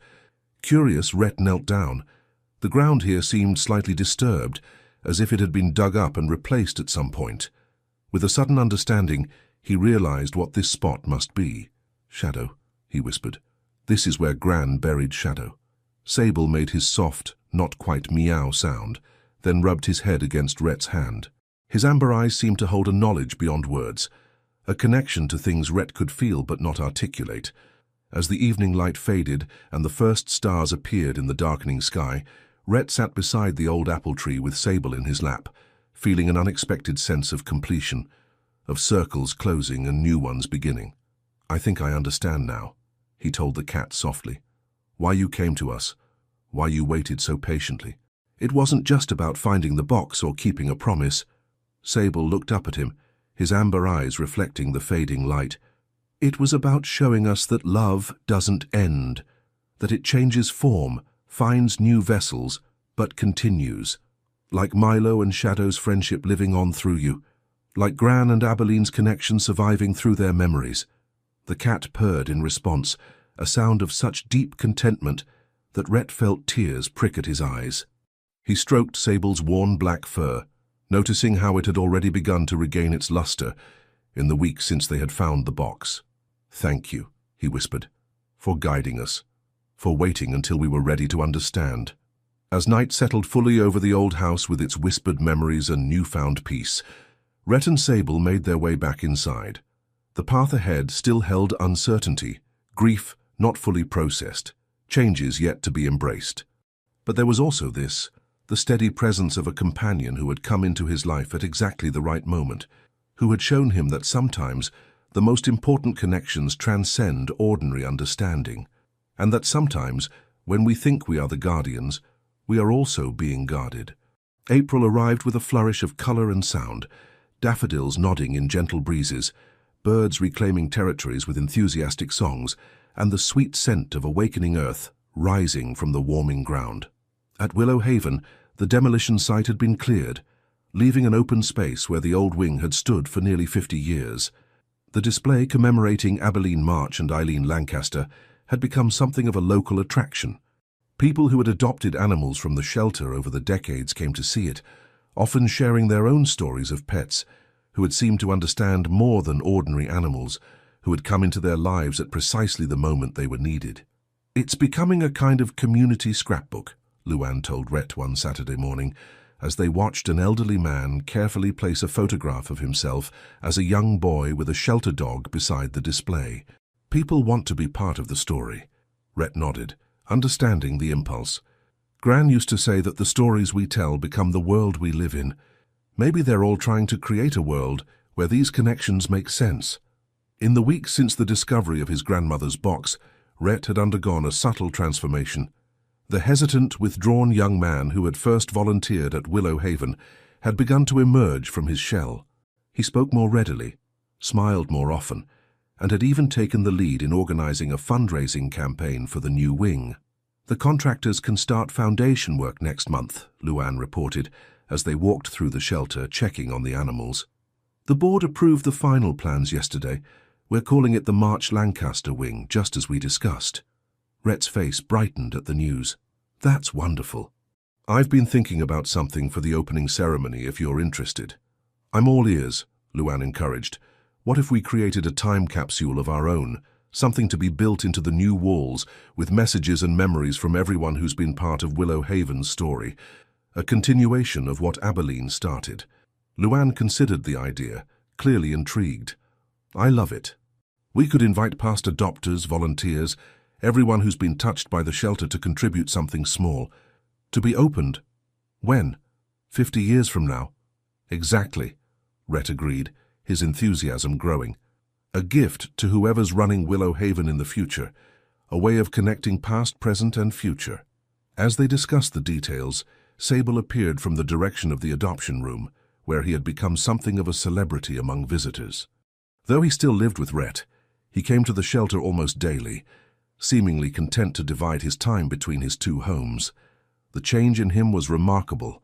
His coat had regained its glossy sheen, his thin frame had filled out to healthy proportions, and his amber eyes now held a lively intelligence that engaged with the world around him rather than staring through it. He had become, in every sense, a normal cat, albeit one with an extraordinary history. "There he is, the man of the hour," Luann said fondly, as Sable wound himself around their ankles. "Ready for his big day?" For today was no ordinary day at Willow Haven. Today marked the official groundbreaking ceremony for the new wing, an event that had attracted attention from local media and brought together supporters from throughout the community. And Sable, whose strange vigilance had led to the discovery that now defined the shelter's identity, would be the guest of honor. Outside, volunteers were setting up chairs on the lawn, arranging refreshments on folding tables, and hanging banners announcing the Willow Haven Renewal Project. The spring sunshine gave everything a hopeful glow, as if blessing the new beginning. "Are you nervous about your speech?" Luann asked as they watched the preparations. Rhett gave a small, self-deprecating smile. "Terrified. But Gran always said that the things that scare us most are usually the things most worth doing." "She sounds like a very wise woman," Luann observed. "I wish I could have met her." "In a way, you have," Rhett replied thoughtfully. "Through her letters, her photographs, through the connection she shared with Abilene and with this place." He glanced down at Sable, who was now grooming himself contentedly in a patch of sunlight. "And through him." By early afternoon, the shelter grounds were filled with people, board members in their Sunday best, volunteers in Willow Haven t-shirts, community supporters with children, and even pets in tow. Local reporters moved through the crowd, gathering quotes and photographs for their stories about the shelter's remarkable recovery from disaster. Harold Burnside, the board treasurer who had once questioned the value of preserving Abilene's memorial, now proudly showed visitors the display case, recounting the story of Sable's mysterious behavior as if he had been a believer from the start. "Financial miracle, that's what it was," he told anyone who would listen. After the story got out, donations started pouring in. "We've raised enough for the new wing, and an endowment fund besides." Eleanor Hughes, elegant in a vintage dress and hat that had likely been fashionable when she first began volunteering at Willow Haven, held court on a bench near the refreshment table.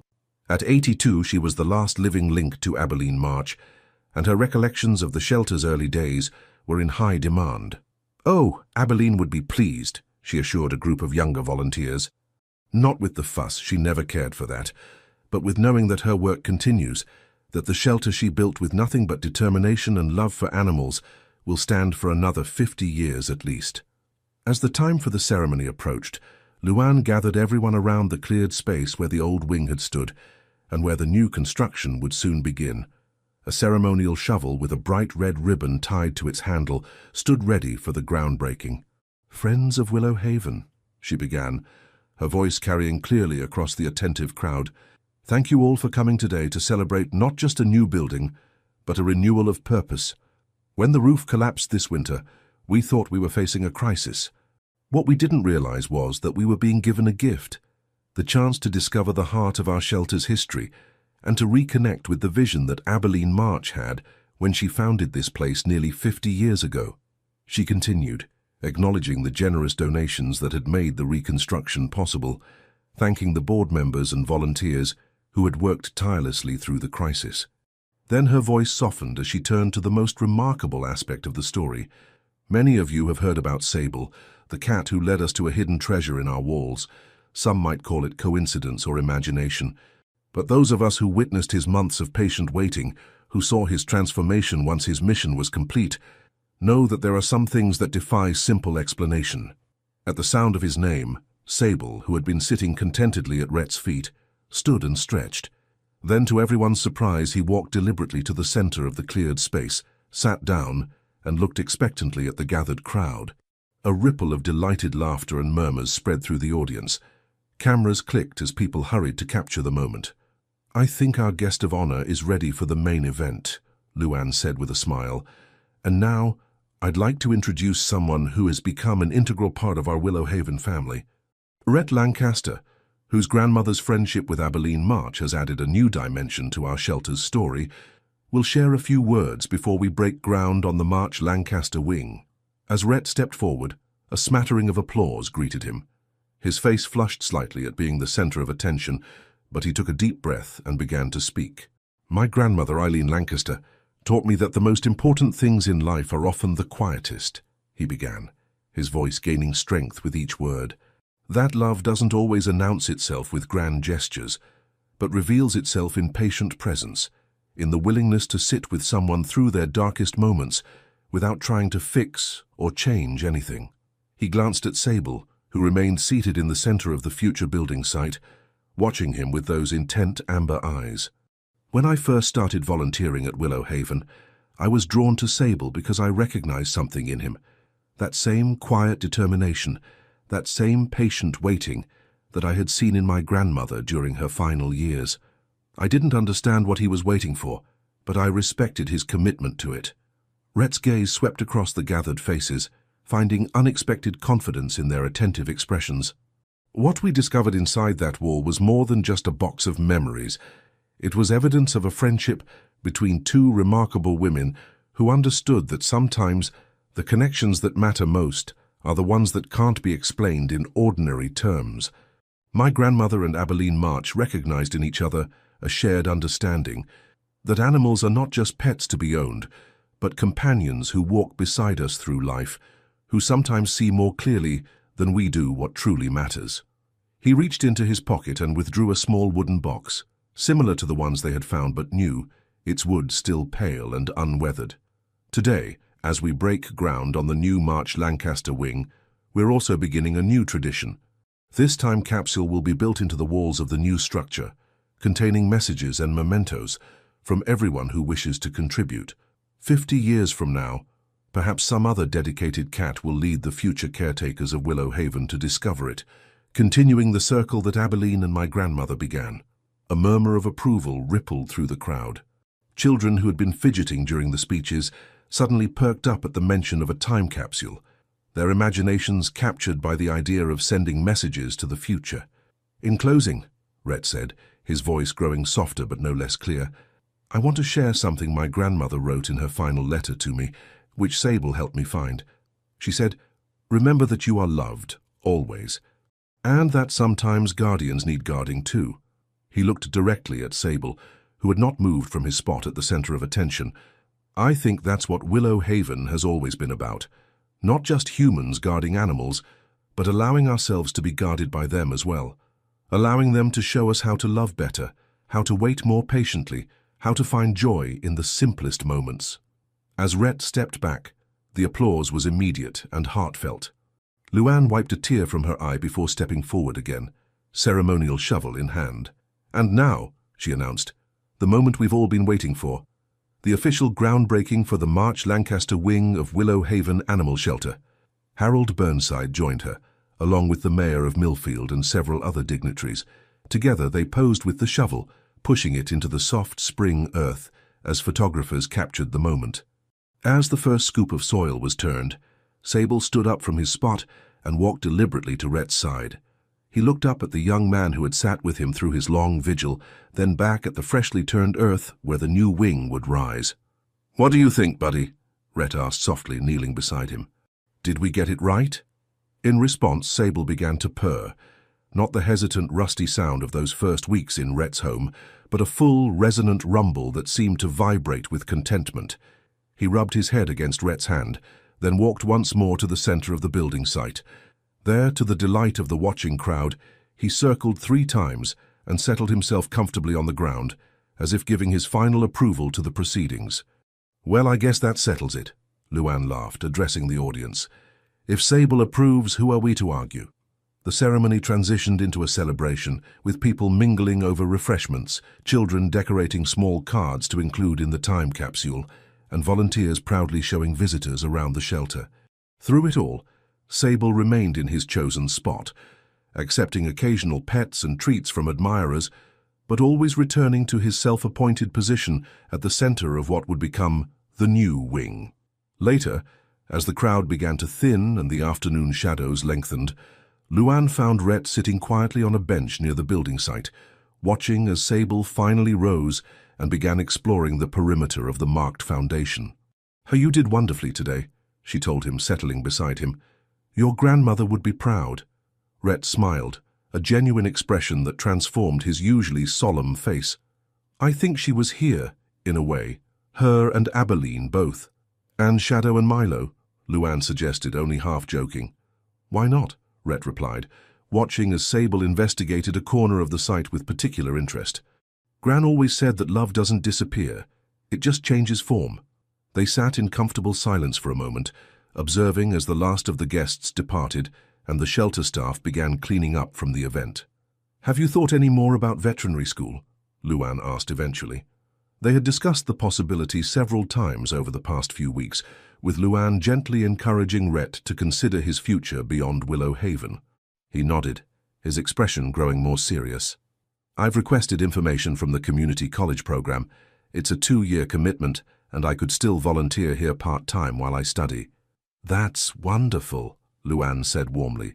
We'd certainly miss having you here every day, but you have a gift with animals, Rhett. You should develop it. It's scary, he admitted, his voice quieter now. Starting something new, but after everything that's happened, it feels like the right time. As they were speaking, Marcy approached, carrying a small girl in her arms. The child was perhaps 6 or 7 years old, with solemn blue eyes and light brown hair pulled back in a neat braid. She watched Sable with obvious fascination. Sorry to interrupt, Marcy said, but this young lady has been trying to get close to Sable all afternoon.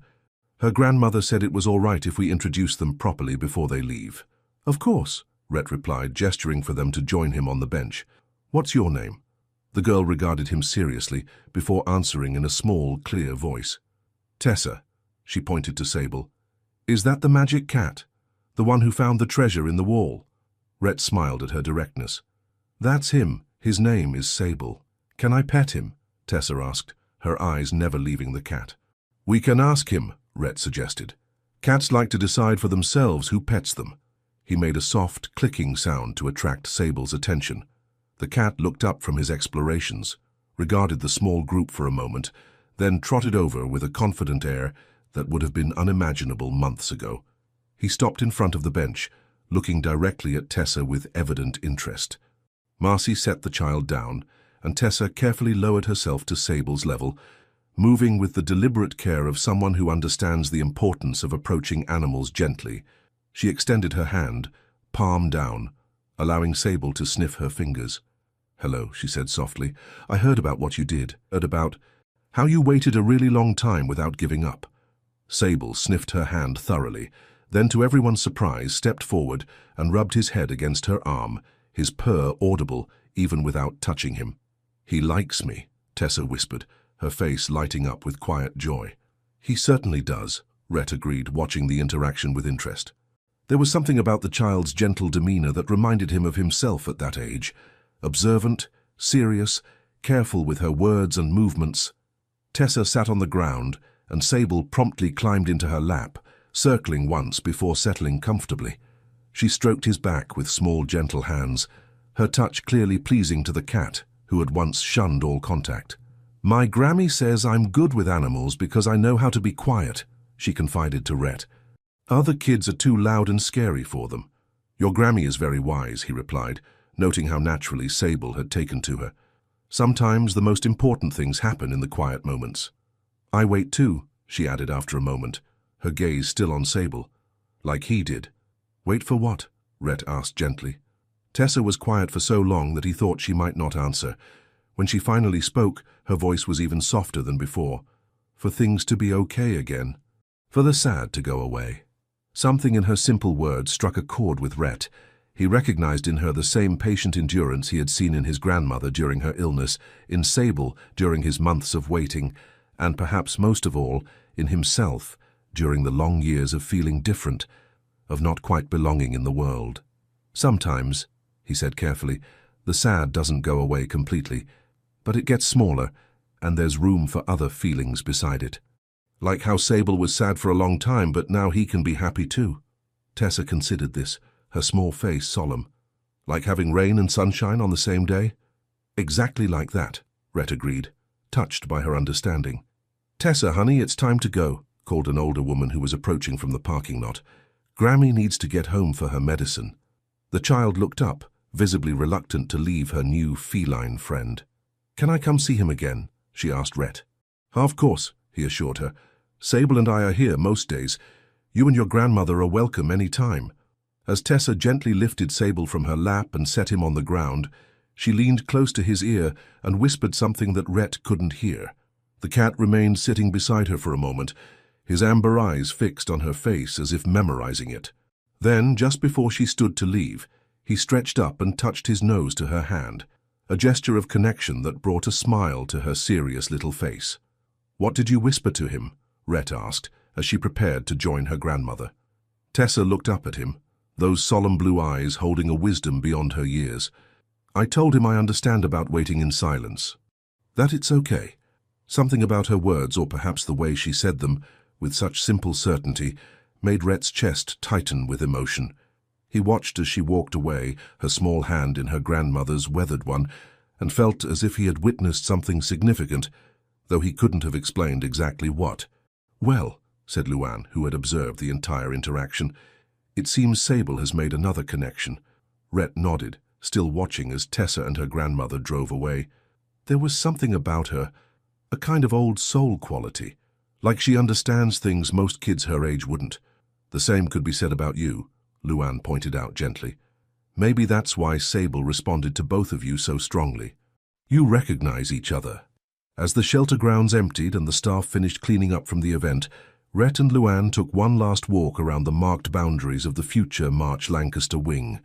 Sable trotted alongside them, occasionally pausing to investigate interesting scents or to bat at early spring insects hovering near the ground. "It's going to be beautiful," Luan said, gesturing to where the main entrance would stand. "Large windows to let in natural light, improved ventilation, sound-dampening materials to reduce stress for the animals. Gran would have loved it," Rhett replied, especially knowing it was built with Abeline's vision in mind. They paused at the spot where Abeline's wall had stood, where Sable had kept his months-long vigil. Now it was just empty space, waiting to be filled with new purpose. "Do you think he misses it?" Luan asked, watching as Sable sniffed around the area. "The wall, I mean." Rhett shook his head. "I don't think he misses the wall itself. Whatever he was connecting with, Milo, Abeline, the memory of what happened here, that's not gone. It's just transformed, like Gran said in her letter." As if to confirm his words, Sable completed his investigation of the site and returned to Rhett's side, looking up with clear, expectant eyes, ready to go home. That evening, as twilight softened the edges of the old Lancaster house, Rhett sat on the porch swing with Sable curled beside him, watching as the first stars appeared in the darkening sky. The day's events had left him tired but fulfilled, with a sense of rightness that had been absent from his life for too long. Tomorrow he would submit his application to the veterinary technology program. He would continue sorting through his grandmother's belongings, not with dread now, but with appreciation for the life she had lived and the legacy she had left. He would call Luan to discuss the design for the memorial plaque that would hang in the new wing. But for now, in this quiet moment between day and night, he simply sat with his companion, listening to the gentle creak of the porch swing and the first chirps of spring peepers from the pond beyond the garden. Sable's purr provided a soothing counterpoint, a reminder of presence, of connection. "We did it, Gran," Rhett whispered to the evening air. "We kept your promise." From his place on the swing, Sable opened one eye, regarded Rhett with that amber gaze that seemed to contain multitudes, then closed it again contentedly. His mission complete, his purpose fulfilled. He had earned his rest. And so had Rhett. Not an ending, but a new beginning. Not forgetting, but remembering forward, carrying the past with him into whatever came next. In the distance, the lights of Willow Haven Animal Shelter glowed softly against the gathering darkness, a beacon of safety for lost and wounded creatures. Tomorrow, construction would begin on the new wing, built upon the foundation of Abeline's vision and Eileen's friendship, of Milo's devotion and Shadow's loyalty, and of Sable's patient waiting, which had shown them all that some bonds transcend ordinary understanding, that sometimes love persists in the most unexpected ways, guiding us home when we need it most. 3 years later, on a golden October afternoon, much like the one when Sable had first arrived at Willow Haven, Luan stood in the entrance of the completed March Lancaster wing, making final preparations for its grand opening celebration. The new addition gleamed with modern efficiency while honoring the shelter's heritage, warm colors, natural light, and comfortable spaces designed with both animals and humans in mind. At the center of the main hall stood the expanded memorial display, now a proper exhibition that told the full story. Abeline and her vision, Eileen and her support, Milo and Shadow's silent companionship, and finally, Sable's remarkable role in bringing it all together. Visitors paused to read the narrative, often leaving with thoughtful expressions, and sometimes with new four-legged family members. Luan adjusted a photograph of Rhett at his graduation ceremony, proudly holding his veterinary technician certificate with Sable perched on his shoulder. After completing his training, Rhett had joined the shelter staff part-time while also working at a local veterinary clinic. His gentle way with the most traumatized animals had become legendary among the volunteers. "Everything ready for the big day?" asked a familiar voice behind her. Luan turned to find Rhett approaching, dressed in the navy blue scrubs he wore at the clinic. At 36, he had filled out somewhat from the thin, hesitant young man who had first volunteered at Willow Haven, though his observant eyes and careful movements remained the same. "Just about," she replied with a smile. "The mayor will be here at 2. The ribbon cutting is at 2:30 and then tours until 5. You're still bringing Sable, right? It wouldn't be right to have this celebration without him." "Of course," Rhett assured her, "though he's moving a bit slower these days. The grey in his coat isn't just those patches on his back legs anymore." They both knew that Sable, already a mature cat when he'd arrived at the shelter, was entering his senior years. His energy remained good, but there was a deliberateness to his movements now, a careful consideration before jumping or climbing that spoke of advancing age. "How's Tessa doing with her training?" Luann asked as they walked through the new wing, checking final details. Rhett's face brightened at the mention of the girl. "Remarkable. She has an instinct with the animals that can't be taught. She knows just how to approach the scared ones, how to gain their trust. Mrs. Reynolds says she's the best junior volunteer they've ever had." Tessa, now 9 years old, had become a regular presence at both Willow Haven and the veterinary clinic where Rhett worked. The quiet bond she had formed with Sable that day at the groundbreaking ceremony had extended to other animals as well.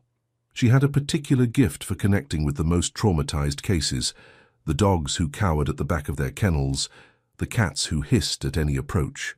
"Like someone else I know," Luann observed with a smile. "She reminds me so much of you when you first started here." Rhett nodded, acknowledging the parallel. "There's a stillness in her that animals respond to, a patience. It's like she makes them feel safe just by being there." They completed their walkthrough of the new wing, admiring the spacious kennels with their heated floors, the well-equipped medical suite, and the bright adoption counseling rooms. Everything Abilene March had envisioned for her shelter, brought to life with modern technology and design. "She would have loved this," Luann said as they stood in the final room, a comfortable community space where potential adopters could interact with animals in a home-like setting. "Abilene, I mean, and your grandmother, too." "I think they do," Rhett replied simply. His relationship with Willow Haven, with Sable, with the strange convergence of past and present that had unfolded here, had given him a more expansive view of what was possible, of how connections might persist beyond ordinary understanding.